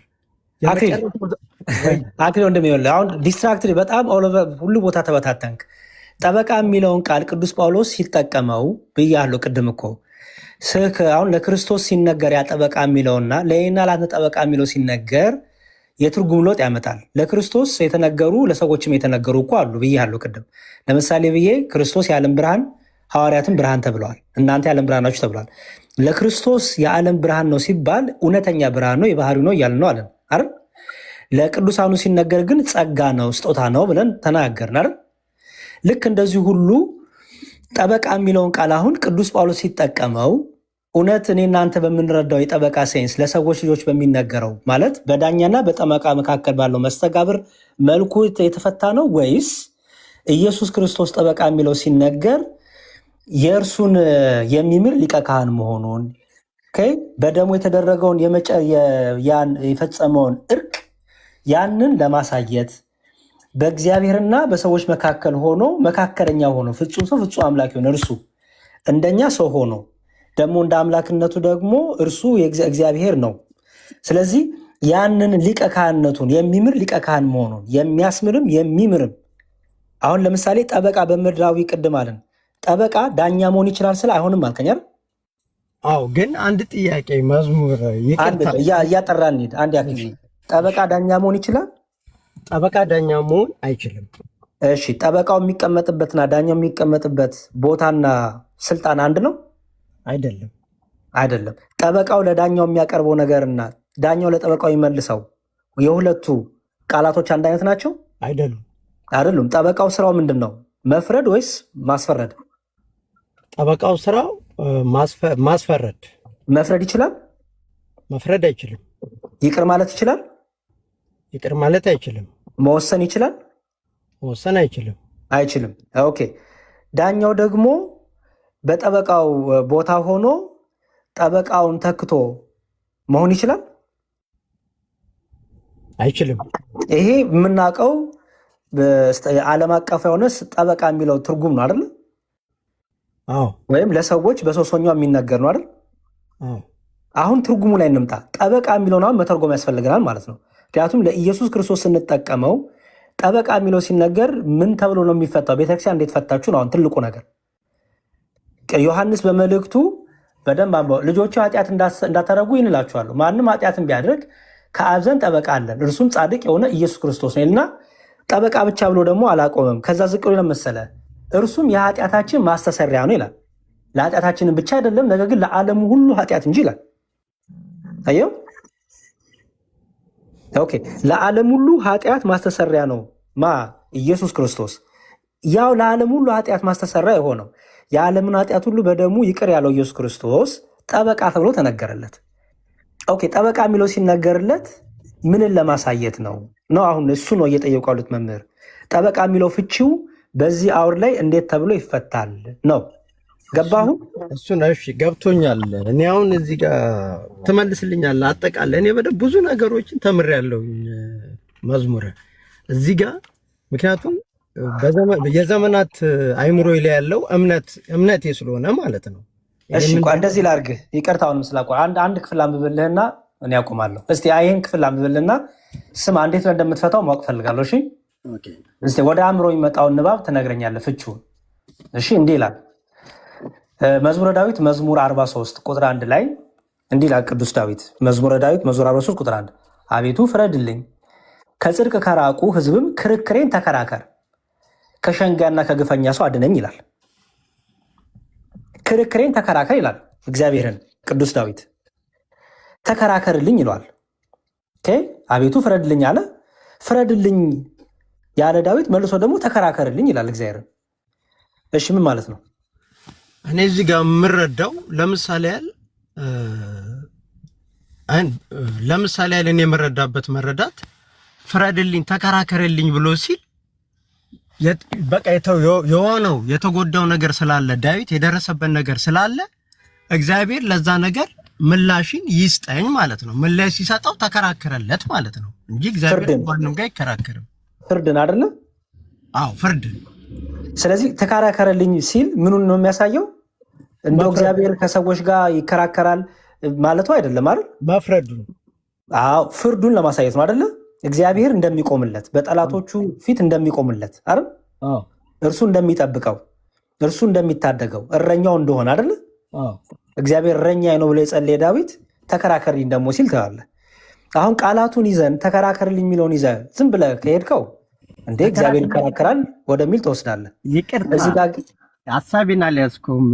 እኔ አሁን የተረዳሁበት አንግል ወይም አረዳደ ትክክል አይደለም ብለህ ትነግረኛለህ መዝሙር። እኔ አሁን የተረዳሁት መረዳት ይማልድልኛል ወይ ጠበቃዬ ነው ብዬ ሳስብ ኢየሱስ ክርስቶስ አንድ የቀራንዮ መስቀል ላይ ሁሉንም ነገር ፈጽሞ ጨርሶታል። አሁን ግን በዚህ ጽሑፍ መሰረት ዮሐንስ እዚህ ጋር በጻፈው ጽሑፍ መሰረት ኢየሱስ ክርስቶስ አሁንም ገና የምህረት ደጆች አልተዘጉም። ኢየሱስ ክርስቶስ ነው። ኢየሱስ ክርስቶስ አሁን መሐሪም በእሱ አማካኝነት ነው ሰዎች የሚድኑት። አሁን ግን እዛ ጋር እኔ ኃጢአትን አሁን እዚህ ጋር ጥፋትን አጠፋው ልበል መዝሙረ ሳጠፋ ደሙ ከኃጢአት ሁሉ ያነጻል ተብሎ ተጽፏል። ምክንያቱም እኔ ፍጹም አይደለሁኝም፣ ኃጢአትን እሰራለሁ፣ በየቀኑ እደክማለሁ፣ እወድቃለሁ። ወንድሞቹ ኃጢአትን እንዳታደርጉ ነው። ኃጢአትን ብታደርጉ ከአብ ዘንድ ጠበቃ ሊል የቻለው ኢየሱስ አብን ይለምናል ለማለት ፈልጎ አይደለም። እዛ ጋር ምንድነው እኔ ሳጠፋ እግዚአብሔር ሆይ የሰራሁትን ጥፋት በልጅ በኢየሱስ ክርስቶስ ደም እጠብልኝ ብዬ ስለው ያ ደም ተንበርክኮልኝ ወይ አብን ለምኖ ሲያው በደሙ አማካኝነት የሰራሁትን ጥፋት ይቅር ይለኛል ማለት ነው። ማን ይቅር የሚለን? እግዚአብሔር ራሱ እኮ እግዚአብሔር ነው። ራሱ ይቅር ባይ ነው። ኢየሱስ ራሱ ሰውነቱስ በሰውነቱ ደሙ እኮ እግዚአብሔር ኢየሱስ በሰውነቱ ምክንያቱም ኢየሱስ ፍጹም ሰው ነው። አኪል ወንድሜ በሰውነቱ ኢየሱስ ክርስቶስ በሰውነቱ ነው። ምኑ ከፋፈልከው እኮ ይቅር የሚያስብለን ኢየሱስ ክርስቶስ ፍጹም ሰው ነው። ስጋን ወልደ እግዚአብሔር ስጋን የለበሰው ወልደ እግዚአብሔር ነው። አኪልዬ እኮ ወንድሜ ይኸውልህ ጥርት አድርገኸው እንትን በለው። እኔ እኮ ቆይ ወይ ከመምህር ጋር ቀጥልሽ። በቃ ቀጥሉ መምህር። ይቅርታ ግን ጊዜያችሁን ከያዝኩባችሁ ችግር የለውም ነው አንተን በደንብ እንትን ማለት ስላለብን መርዳት ስላለብን ምን ችግር የለውም። እንትን ነው መሰረታዊ ልዩነቱ አሁን በአብ በወልድ በመንፈስ ቅዱስ ወይንም በሚስጥረ ስላሴ ትምህርት ውስጥ የፈቃድና የፍርድ ልዩነት እንዳለ አድርጎ የሚያሳይ ነው ሐሳቡ። አሁን አክሊል በምትለው ልክ ከወሰር ነው አብ ወልድ መንፈስ ቅዱስ ወይንም ደግሞ አብና ወልድ በፍርድና በፈቃድ እንደተለያዩ የሚያሳይ ሐሳብ እንዳለ ነው የሚያሳየው። ግን ደግሞ በመጽሐፍ ቅዱስ ትምህርት ውስጥ አብ የፈረደበትን ወልድ ተለይቶ ከአብ ሊያድነው አይችልም። ወልድ የፈረደበትን አብ ከወልድ ተለይቶ ሊያድነው አይችልም። የማዳንና የመፈወስ ፈቃዳቸው አንዲት ነች፣ የአብ የወልድ የመንፈስ ቅዱስ። በቤዛነት ስራና በማዳን ወልድ በተለየ አካል ወደዚህ ዓለም መጥቶ በሰራው ስራ ከአብና ከመንፈስ ቅዱስ የሚለየው በተዋሃደው ስጋ እንጂ በሚምርበትና ይቅር በሚልበት መለኮታዊ ስልጣኑ ከአብና ከመንፈስ ቅዱስ ጋር አንድ ነው። ታስታውሳለህ? እንደውም በማርቆስ ወንጌል ላይ አንድ ወቅት ጌታችን በቅፍርናሆም ተገኝቶ አንድን ወጣት በአልጋ ቤት ጣራ ነቅለው ካስገቡ በኋላ አንተ ጎበዝ ኃጢአትህ ተሰረየችልህ ብሎ ክርስቶስ ተናገረ። በዚያን ጊዜ ከአንዱ ከእግዚአብሔር በቀር ኃጢአትን ይቅር ሊል የሚችል የለምና ይህስ እግዚአብሔርን ይሳደባል ብለው ተናገሩ። አሁን ክርስቶስ ኃጢአትን ይቅር የማለት ስልጣን አለው የለውም? አክሊል ምናልባት ክፍሉን በደንብ እንድትረዳው ለማድረግ ይህንን ሰፊውን ክፍል ማየት አለብን። ክርስቶስ በራሱ ኃጢአትን ይቅር ማለት ይችላል አይችልም? ስለዚህ ይሄ ክርስቶስ ኃጢአትን ይቅር የሚልበት ስልጣኑ ከአብ የተለየ ነው አይደለም? ከአብ ጋር አንድ ነው ወይስ የተለየ ነው? አንድ ነው። ስለዚህ አንድ ከሆነ እሱን ነው አሁን በመሰረታዊነት እሱን መሰረት ይዘን ነው መነሳት ያለብን።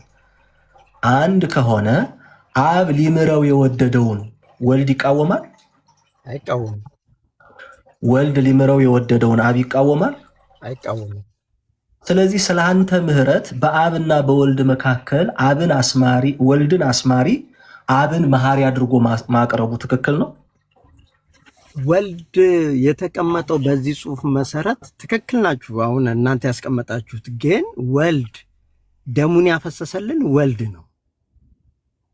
እሱን እኮ እንዳልኩ አሁን ለምሳሌ በሚስጥረ ሥላሴ ትምህርት ውስጥ የቤዛነትን ስራ፣ ሰው የመሆንን ነገር፣ ሚስጥረ ስጋዌን፣ የነገረ ድነት ላይ ደግሞ ቤዛነትን ስናወራ የምንለው በተለየ አካሉ ወልድ የፈጸመው ነው፣ በወልድ የተፈጸመ ነው እንላለን። ግን በወልድ ተዋህዶ የተፈጸመ ቤዛነቱ የተፈጸመ ቢሆንም ዓለም የመዳነበት ፍቅርና ዓለም የዳነበት ፈቃድ ግን የአብ የወልድ የመንፈስ ቅዱስ አንድ ነው አይደል?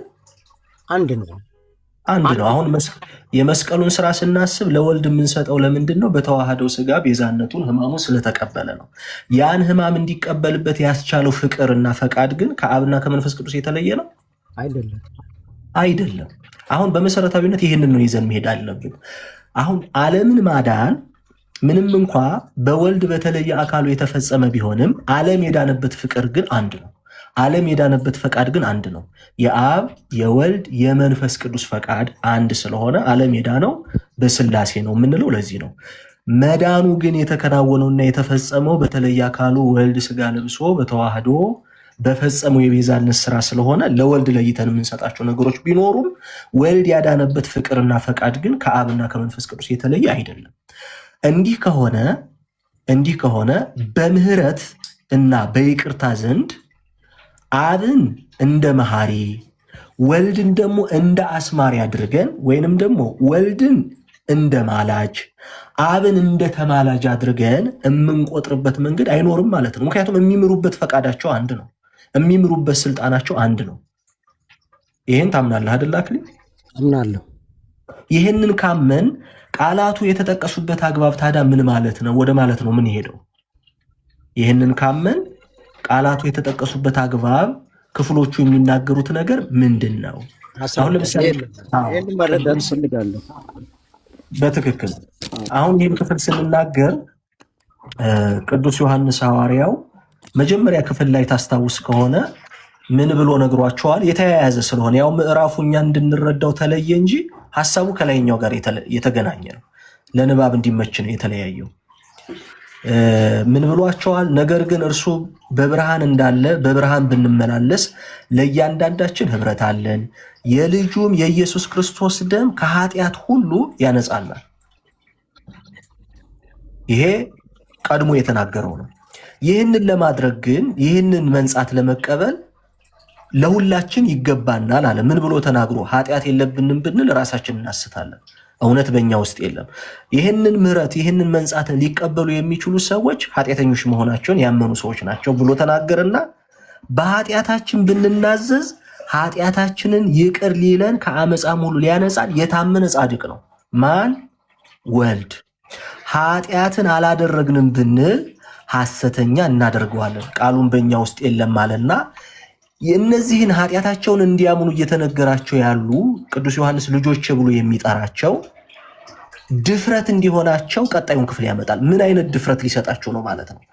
አይ ኃጢአት አለብን ብለው ጭራሽ የኃጢአትን ኃይለኝነት የኃጢአትን ክፋት በጨለማ መሆናቸውን አስበው ፍጹም ከእግዚአብሔር የምሕረት ዙፋን እንዳይረቁ ማበረታታት ይጀምራል። ዮሐንስ ምን ብሎ? ልጆች ሆይ ኃጢአትን እንዳታደርጉ ይህን እጽፍላችኋለሁ።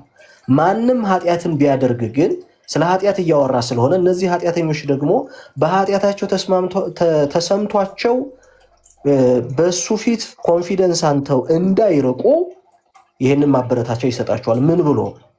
ከአብ ዘንድ ጠበቃ አለን፣ እርሱም ጻድቅ የሆነ ኢየሱስ ክርስቶስ ነው፣ እርሱም የኃጢአታችን ማስተስሪያ ነው። ማንን ነው ይህን እያለ ያለው? ጠበቃ ያለውን አካል የኃጢአታችን ማስተስሪያ ነው አለውና ለኃጢአታችንም ብቻ አይደለም ነገር ግን ለዓለሙ ሁሉ ኃጢአት እንጂ። ስለዚህ አሁንም በእግዚአብሔር ቀኝ የተቀመጠው እግዚአብሔር ወልድ ዛሬም ቢሆን በንስሐ ተመላልሰን በሚስጥረ ቁርባን በምናደርገው መንጻትና መቀደስ ይምረናል። እርሱ መከራከሩ ከአብ ጋር ነው እንዳንል አብና ወልድ በፈቃድ የተለያዩ አይደሉም፣ በፈቃድ አንድ ናቸው ብለናል። ነገር ግን ሁልጊዜም ቢሆን የወንድሞች ከሳሽ የሆነ ሰይጣን ስላለ ክርስቶስ ሰይጣንን ያሳፍርልናል። ምን አድርጎ? ንስሐ ገብተን ኃጢአታችንን ተናዘን ሊያነጻ ወደሚችለው ወደ ደሙ ከቀረብን እርሱ ከሰይጣን ክስ ሊያድነን የሚችል በእግዚአብሔር ቀኝ በፍቅሩ ጸንቶ የሚኖር ወልድ አለልን።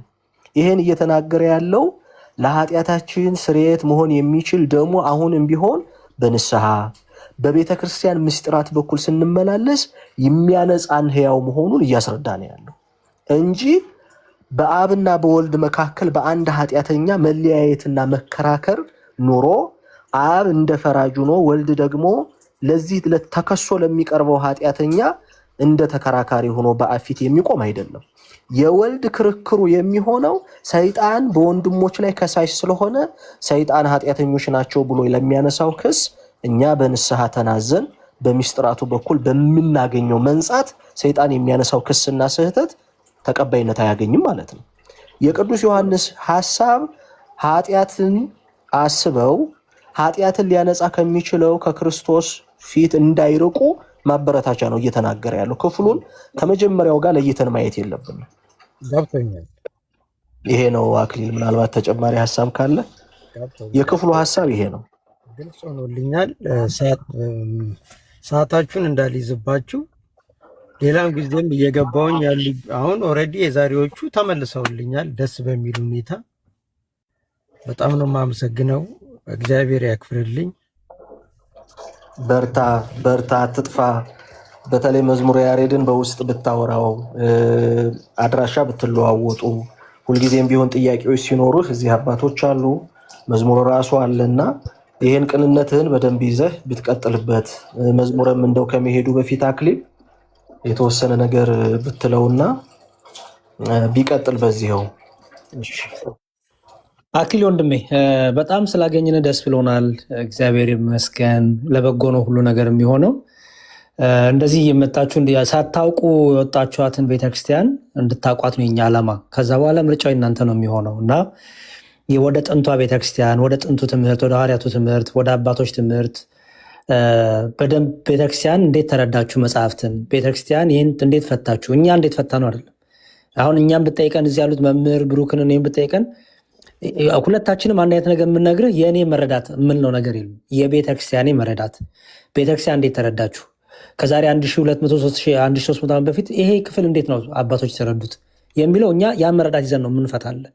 ያን መረዳት ነው የምንነግር የቤተክርስቲያናችንን አረዳድ እንጂ የእኔ መረዳት የእኔ እንደዚህ የሚባል ፍቼ የለንም። እና ይሄ ክፍል ደግሞ ከምን አንጻር ተጻፈ? የዮሐንስ መልእክት ምዕራፍ 1 ራሱ ምዕራፍ 2 ሀሳቦቹ የተያዙ ስለሆነ ማለት ነው። ኦዲየንሱ ማን ነበረ? ምን እያስተላለፈ ነው? ዮሐንስ ጠበቃ እያለ ሲናገር ምን ማለቱ ነው? ይሄን ቃል ለምን ተጠቀመው ለክርስቶስ?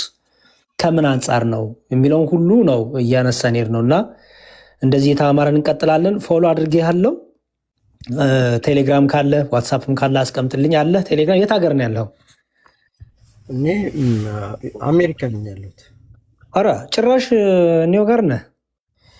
ኦኬ ጥሩ እሺ። በቃ በውስጥ ስልክን አስቀምጥልኝና ቀጥታ ደውልልህና እንመካከራለን፣ እንማማራለን። ጥያቄዎችን ደግሞ በተረጋጋ መልኩ ደግሞ ተጨማሪ ነገሮችም ካሉ ደግሞ በደንብ እናወራለን። እንደዚሁም ደግሞ ላይቭ ስከፍት ደግሞ መተህ እናወራለን። እሺ እሺ፣ አመሰግናለሁ። በቃ በርታ። ስልክን አስቀምጥልኝ። ፎሎ አድርጌያለሁ። አደራ ኢንቦክስ አድርገኝ። ኦኬ እሺ። በጣም ደስ ብሎናል ስላወቅንህ። እግዚአብሔር ያበርታ። መንፈስ ቅዱስ ከአንተ ጋር ይሁን። እግዚአብሔር ወደ ቤት እንዲመልስህ እግዚአብሔር ይርዳ። እሺ ጥሩ። ሌላ ፕሮቴስታንቶች አላችሁ መግባት የምትፈልጉ? በታች ላይ እየጻፋችሁ ነበረ። ተሳስታችሁ ምናምን የምትሉ ፕሮቴስታንት ለምን አትገቡም? እየሳብኳችሁ ነበረ። ግቡና እስቲ እኔና መምህር ብሩ ከተሳሳትን ይሄ ነው በሉና። ቀላል እኮ ነው። ይሄ ነው በሉ። ዝም ብሎ ኮመንት ላይ ተሳሳታችሁ የሚለው ሳይሆን የአንተስ ትምህርት ምንድን ነው የሚለውን ትገልጣለህ፣ ታስተምረናለህ ገብተህ፣ እኛም ደግሞ እነግርሃለን ማለት ነው። ርዕሳችን የዛሬው ምን ነበረ? እስካሁን ያቆየንበት ፕሮቴስታንት የሆናችሁ አሁን ላይ በፊት ኦርቶዶክስ የነበራችሁ ለምን ወጣችሁ? ንጹሕ ወንጌል ልሳብህ ትቀበለኛለህ? ያው እየሳብኩ ነው። እባክህ ስህተት እየሰራህ ነው ያልከው ወንድሜ ወይ እህቴ ግቢና ስህተታችንን ንገሩን። እየሳብኩ ነው። ካልተቀበልሽኝ ግን ዝም ብሎ ሀሳብ ነው የምጽፉት። እና ከኦርቶዶክስ ቤተክርስቲያን ለምን ወጣችሁ? በምክንያቱስ ወጣችሁ? አሁን ደግሞ እንዳትመለሱስ ምን ያዛችሁ የሚለውን ነው እያነሳን ያለ ነው። እግዚአብሔር ይመስገን ብዙ ሰዎች አግኝተናል። በተለይ ብዙዎቹ በእኔ አሁን እስካየሁት ቤተክርስቲያኗን ሳያውቋት ነው የወጡት። ሳይረዷት፣ ሳያውቋት፣ ሳይማሯት አንዳንዱ በውሸት በሚነገረው ውሸት በደንብ ሳይረዳት ቤተክርስቲያኗን ይወጣል እና ደግሞ አረፈደም ለመማር ለመጠየቅ ለማወቅ ቤተክርስቲያኗን ከዛ አንጻር ነው። መልካም ንጹሕ ወንጌል ሰላም ብያለሁ።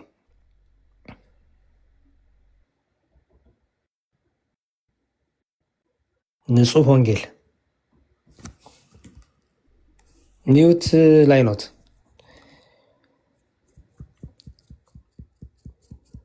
እየደጋገሙ እሺ፣ አሁን መጥተዋል። ሰላም ነው። እንዴት ነህ? ሰላም ነው፣ እግዚአብሔር ይመስገን። ማንም በል ስሞትን። ዮሴፍ። ዮሴፍ። እሺ፣ ከየት ቤተ እምነት ነህ ዮሴፍ? አንተ ልበል እንዲቀል። ችግር የለውም። ፕሮቴስታንት እኮ የት? ያው ብዙ ስለሆነ ዲኖሚኔሽኑ የት ነህ? አሁን እዚህ ላይ ነው። ከዚህ በፊትም ብሎክ አድርገኸኛል። ይኸውልህ እኔ አንድ ጥያቄ ልጠይቅህ። ኦርቶዶክስ የተለያየ ዲኖሚኔሽን እንዳላት እናውቃለን። ንገረኝ፣ ማን ናቸው? ንገረኝ። አንዴ ቆይ፣ ዮሴፍ አንዴ ወንድሜ ተረጋጋና ንገረኝ እስኪ። ንገረኝ ማማ ማለት ማማ ኦርቶዶክስ ብዙ ዲኖሚኔሽን አለ ስላልከኝ ንገረኝ። ቆይ እየመለስኩልህ ነዋ። ቀስ ብለህ ሳትጮህ ተረጋግተህ አውራ። አትጮህ ፕሊዝ፣ ጮህ ስለማልወድ። እሺ ለምሳሌ ኢስተርን ኦርቶዶክስ አለ አይደለ? ኢስተርን እነማን ናቸው? ይኸውልህ አሁን እንትን አታድርገው። እነማን ናቸው ከተናገርክ ዮሴፍ ሰዓቴን እኮ እንዳትገለው። ዮሴፍ አሁን ላወራ የፈለኩት ኢስተርን ኦርቶዶክስ ኦሪየንታል ኦርቶዶክስ አለ። ዮሴፍ አንዴ ቆይ፣ ክሌም አድርገሃል።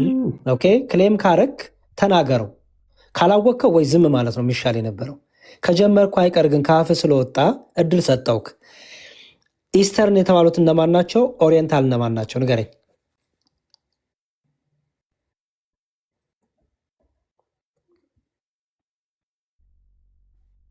ተመለስ ፕሊዝ። አይሰማም? አሁን ገና ነው የመጣው። እሺ ኢስተርን የተባሉት እነማን ናቸው? ኦሪየንታሎች እነማን ናቸው? ኦሪየንታል እየመለስኩልህ ነው። ኦሪየንታል ኮፕቲኮች አሉ፣ የኢትዮጵያ ኦርቶዶክስ አለች፣ የኤርትራ ኦርቶዶክስ አለ። ተመለስ። እያነበብክ ከምትጨነቅ እኔ እነግርሃለሁ እኮ ገና እየወጣ እያነበብክ እያየ ከሆነ እንግዲህ እንደዚህ ለመናገር ነው የጠየቀው ጥያቄ አለ፣ እየመለስኩልህ ነው። አላስፈላጊ ሀሳብ ውስጥ ነው እየከተትከኝ ያለኸው። ሀሳቤ ኦሪየንታል ኦርቶዶክስ እና ኢስተርን ኦርቶዶክስ በክርስቶስ ኢየሱስ እንኳን አትስማሙ። ይህን ቆይ ስማ፣ እኛና እነሱ አንድ ላይ እናመልካለን። ስማ አንዴ ፕሊዝ፣ እኛና እነሱ ዮሴፍ አንድ አይነት አቋም አላችሁ የላችሁ? ዮሴፍ አዳምጥ ፕሊዝ። አንድ ነገር ልንገርህ ዮሴፍ፣ ሁልጊዜ ዮሴፍ አዳምጥ ፕሊዝ። ቤት ላይ የማንገባበት ትልቁ ችግር ዮሴፍ የራሳችሁን ሀሳብ ብቻ ለመናገር። ለብሶት ለለቅሶ ነው እንደ የመጣው ዮሴፍ። እንደ ለቅሶ ከፈለግ ቤትን ከፍተህ ማልቀስ ነው። ለለቅሶ ከመጣ ጥሩ እያወራን ነበረ። አሁን የመጣበትን ሞቲቭ ጥሩ ስላለሆነ ነው እንጂ ወደዚህ የገባ ነው። ዳይሬክት የሚያደርገው እንደገባ ከመናገር ለመደማመጥ እየሞከርን እንረዳዳ ጥሩ ነው። እና አሁን እኮ ከመጀመሪያውን የጠየቀህን ጥያቄ ዳይሬክት መልሰህለት ቢሆን ግራ ቀኝ ባትል ወደዚህ ሁሉ አይገባም ነበር። አንተ ራስህ ወደ ግራ ቀኝ ለፊ ወለፊ ያልክ ወደዚህ ጉዳይ ተገባ። ስለዚህ የሚጠይቀህን ጥያቄ ቀጥታ መልስለት። ከዛ በኋላ ወደ ገባህበት ጉዳይ ብንሄድ ነው የሚሻለው፣ ሙግት እንዳይሆን። ጥሩ ዮሴፍ፣ እንመለስና ቆይ ዮሴፍ የባሮክን ልመልስለታ ወደ እንትናችን ብዙ ሰው ገስት ላይ አለ። ዲስከሽን ነው አይደለ? ኢንተርቪው አደረጋችሁታ። ብዙ ሰው ገስት ላይ ስላለ ጊዜያችን እንጠቀም ፕሊስ። ወደ ዋና ወደ ቁም ነገሩ እንመለስ፣ ወደ ርዕሳችን። እሺ ፕሮቴስታንት ነህ? የት ነው ህብረት የምታደርገው? እኔ መዝሙረ ያሬድ ዛሬ ለመጨረሻ ጊዜ ነው የምገባው። ሁል ጊዜ ሀሳብ የት ነው ህብረት የምታደርገው? ለምን ከኦርቶዶክስ ወጣችሁ አልክ? ቆይ ስማኝ፣ የት ነው ህብረት የምታደርገው? ለምን ይህን ጥያቄ እኮ ከዚህ በፊትም ጠይቀኸኝ ማለት ነው መልሼ ይልሃል። እኔ አላስታውስም። የሚገርም ከየት ነው ህብረት የምታደርገው? እኔ ደግሞ በደንብ ጽፌ ይልሃለሁ። በቀጥታ ራሱ አስገባኝ በስነ ስርዓት። የት ነው ህብረት የምታደርገው? ከፈለክ ዲቤት እናደርግ። የመጨረሻ ነው የምጠይቀው፣ የት ነው ህብረት የምታደርገው?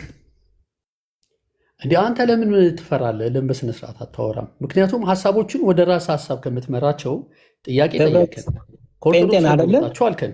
ስዕል እንደማያድን ስለምናምን ወጣን። ስዕል አድኖ ብለን ስዕል አያድንም። ዮሴፍ እባክህ ወንድሜ፣ ቤተ እምነት ፕሮቴስታንት ነኝ አልከኝ። ችግር የለውም እሺ፣ ፕሮቴስታንት ነኝ አልከኝ። የት ነው ህብረት የምታደርገው? ህብረት አላደርግም። ክርስቲያኖች የሌሉበት ሀገር ውስጥ ነው ያለሁት። ሙስሊሞች ያሉበት ሀገር ውስጥ ነው ያለሁት። ችግር የለውም። ኢትዮጵያ እያለ የት ነበር ህብረት የምታደርገው? አይ እዛ እያለሁ የትም ቤተክርስቲያን አልሄድኩም። እዛ እያለሁ ጴንጤ አልነበርኩም። ኦርቶዶክስ ነበርክ እዛ እያለ? ኦኬ፣ በጣም ጥሩ። ጴንጤ ኮንክ ስንት ጊዜ ሆነ? 7 ዓመት። ኦኬ፣ ስለዚህ 7 ዓመት ውጭ ሀገር ከወጣ 7 ዓመት አልሞላህም ማለት ነው። ምክንያቱም ከሀገር ከወጣ በኋላ ነው ጴንጤ ሆንኩት ስላልከኝ እኮ። ምን አልከኝ? እርግጠኛ ሆነ መልስ። ያንተውን ታሪክ ሆነ የምትነግረኝ እኮ። ስለዚህ እርግጠኛ ሆነ ንገረኝ። ኢትዮጵያ እያለ ኦርቶዶክስ ነበር? እየመለስኩልህ እኮ ነው የምትጠይቀኝ። ግልጽ አድርገህ። በጣም ጥሩ። እሺ ኦርቶዶክስ እያለ የክርስትና ስሜ ልንገርህ? እኔ አልፈልግም፣ ይሰራልኛል። ኦርቶዶክስ እያለ ሰንበት ትምህርት ቤት ለመማር እየሰማኝ ወንድሜ፣ ኦርቶዶክስ እያለ ሰንበት ትምህርት ቤት ለመማር ሰርክ ጉባኤ ለመማር አጋጣሚና ጊዜውን አግኝተህ ነበር? የት ሰንበት ትምህርት ቤት ነበርክ?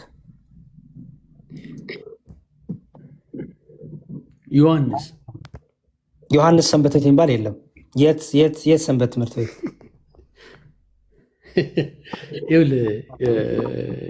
ዮሴፍ ወንድም የት ሰንበት ትምህርት ቤት ነው? እየደከምክ ነው። እኔ አልደከምኩም፣ ችግር የለውም። የት ሰንበት ትምህርት ቤት ነበርክ? በጣም እየደከምክ ነው። ያወራው ስለ አንደኛ ዮሐንስ ምዕራፍ ዮሴፍ መዝሙር እኔ መዝሙር ዮሴፍ ወንድሜ መዝሙር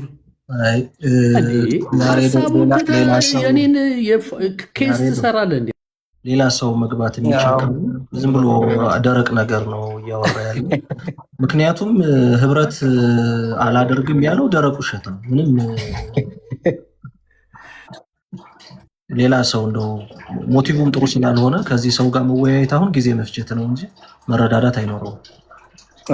አይ በቃ አስወጣሁት። እኔ እንዲያውም ታግሼ እኮ ልስማው እድል ልስጠው ብዬ ነው። ግን ያው በቃ እንዲያው ውሸት። አንደኛ ይሄ ሰንበት ተማሪ ነበርኩ የሚባል ውሸት ይኸው እንደምታዩት ነው።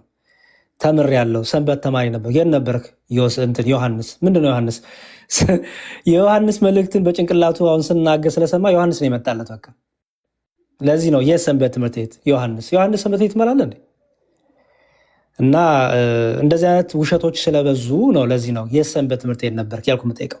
ካልተማራችሁ አልተማርኩም ማለት ትችላላችሁ። ኦርቶዶክስ ከነበርክ ተምረ ነበር? አዎ ተምሬያለሁ ያለ ሰው የት ሰንበት ትምህርት ቤት ካለ የት ሰንበት ትምህርት ቤት እጠይቅሃለሁ። የዮሐንስ መልእክትን ስንናገር ስለነበረ ጭንቅላት እሱን ስለያዘው ዮሐንስ አልክ እና ራሳችሁ ነው የምታታሉት። እንግዲህ እግዚአብሔር ይርዳህ። ሌላ ሰው ካለ ፕሮቴስታንት የሆናችሁ ዛሬ ላይ በፊት ግን ኦርቶዶክስ የነበራችሁ ካላችሁ አንድ ቁጥር ጻፉና ግቡ። ለምን ከኦርቶዶክስ ቤተክርስቲያን ወጣችሁ? እንዳትመለሱስ ምንድን ነው የሚለውን እያወራን ስለሆነ ከዛ አንጻር ነው። እሺ ሊዮ ላስገባ። ፕሮቴስታንት ከሆናችሁ ቻናል ኦርቶዶክሶች እንዳትልኩ እሺ ፕሊዝ። ኦርቶዶክሳውያን እህትና ወንድሞቼ ወንዴ እሺ ሊዮ ነው የሚለው። ሄሎ እሺ ሊዮ ሰላም። የሆነ ጫጫታ ውስጥ ነው ያለው።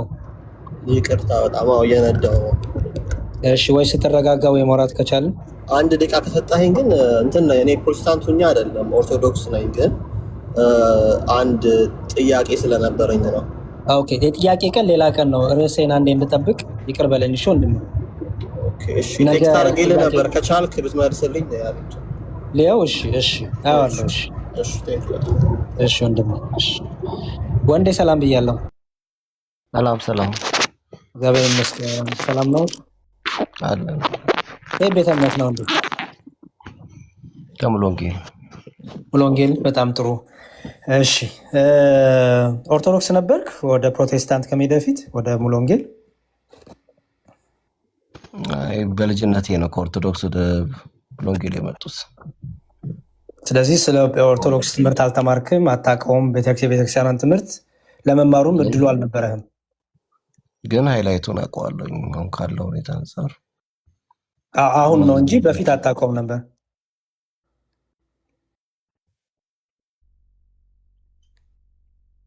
አለ አሁን ነው እንጂ በፊት አታውቀውም ነበር። አሁን ሚዲያውም ስላለ ምንም ስላለ አሁን ላይ በደንብ ቤተሰቦቼን በልጅነቴ ነው ወደ ጴንጤ እምነት የመጡት፣ በክርስትና ወደ ክርስትና እምነት የመጡት፣ በወንጌል አማኝ የሆኑት። ግን እነሱን ካስተማሩኝ ትምህርትም አንፃር የኦርቶዶክስ አስተምሮ አንዳንድ ነገሮች ውስጥ ስህተት እንዳለው ነግረውኛል። እኔም ደግሞ እነሱ ናቸው የነገሩ ስህተት እንዳለው ነው እኔም ነገሩኝ። በዛ አምነው ነው ጥሎ የመጡት። ምክንያቱም በስለ አድኖ አያምኑ፣ መጽሐፍ ቅዱስ ውስጥ የሌላ አስተምሮ እንደሆነ ነው የሚረዱት። ስለዚህ እነሱ ደግሞ የተቀበሉትን እምነት ተቀብዬ ሙሉ ወንጌል ውስጥ ነው ያለሁት። በጣም ጥሩ። እሺ ኦርቶዶክሳዊ ተዋሕዶ ቤተክርስቲያን ጥምቀት የዘላለም ሕይወት ያሰጣ ብላ ታምናለች። ቅዱስ ቁርባን የጌታ ስጋና ደም እውነተኛ ነው የዘላለም ሕይወት ያሰጣ ብላ ታምናለች። አንተ ያለባት ሙሉ ወንጌል አታምንም። ትክክለኛው ትምህርት የቱ ነው? አይ ወደዛ አይ ትልቅ ዶክትሪን መጽሐፍ ቅዱስ ያስተምሮ ነው። ትክክለኛው ትምህርት የቱ ነው ያልኩህ? እኔ ዲቴይል ግባ አላልኩም። ስለአድኖ ላይ ብታወራኝ ደስ ይለኝ ነበር። ችግር የለውም አወራለሁ፣ ግን ትክክለኛው ትምህርት የቱ ነው? እሱ እንድትነግረኝ ነው። ያደናል ወንዴ እየሰማኝ ነው ወንድሜ? አስገብቼ ይኸውልህ አንዴ ስማኝ። አስገብቼ ደግሞ እኔ የምጠይቀን ጥያቄ እስኪ መልስልኝ። ታፍርበታለህ እንዴ? ታፍርበታለህ ወንዴ? እየሰማኝ ወንድም ማለት እየሰማኝ ታፍርበታለህ ወይ? አድኖ ታፍርበታለህ? ይኸውልህ ወንድም ማለት ስማኝ። እድሜ ስንት ነው? ትልቅ ነህ አይደል? እየጠየቅኩ ነው። በስለ አድኖ ታምናለህ? ቆይ አንዴ ስማኝ። በስማኛ በስለ አድኖ ታምናለህ ወይ? ካመንክ አምናለሁ ወይ አላምንም? አይ ወንዴ እስኪ መዝሙር ወንዴ አምናለሁ ወይ አላምንም በለኝ። ፖስቱ የሚያናግርህን በትክክል መረዳት ብትችልና ነገሩን ወደ ደረቅ ክርክር ባትወስደው እየተረዳዳን እናውራ። ግድ የለም ማለት እየገባችሁበት ያለው ሞቲቭ አሁን ትንሽ ተናዳችሁ ነው የምትመጡት። አይ የምር ሲሪየስ በትህትና ለመማር ነው የፈለግኩትና ትህትና እኮ በቃል ይገለጣል። ወንዴ እኮ ሆስቱ እሱ ነው አይደለ? የዚህ ቤት ባለቤት እሱ ነው። ስለዚህ እሱ እየጠየቀህ እስከሆነ ድረስ ጊዜ አለ። ሺህ ዓመት አይደለም እኮ የምንቆየው አይደል? ጊዜ አለ። የሚያምንበትን እኮ የጠየቅኩት እሱ እየጠየቀህ አይደለ እንዴ? እሱ አስገብቶ በቤቱ እንደገና እሱ ሊጠይቀህ ባስገባበት ቤት አንተ መልሰህ ጠያቂ ትሆናለህ። ጥያቄ የመረጠ ነው እንዲፈራ እንዴ? ጥያቄ ቆይ ተረጋጋ፣ ትጠይቃለህ። ተረጋጋ፣ የሚጠይቅህን መልስ። አሁን ሚውት አድርግና አይ በእውነት ጓግቼ የገባሁት ለዛ ነው።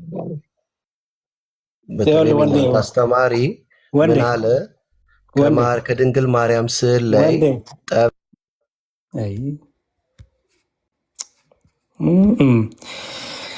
በጣም ችግር ነው። እግዚአብሔር ይርዳችሁ። በእውነት በጣም በጣም በጣም በጣም ችግር ነው። አክሊል በጣም መቆየት ነበረበት በእውነት። እንዴት ነው አንዳንድ ጊዜ ለመናገር ሳይሆን ለመስማት እኮ ነው ሰው መፍጠን ያለበት መጀመሪያ።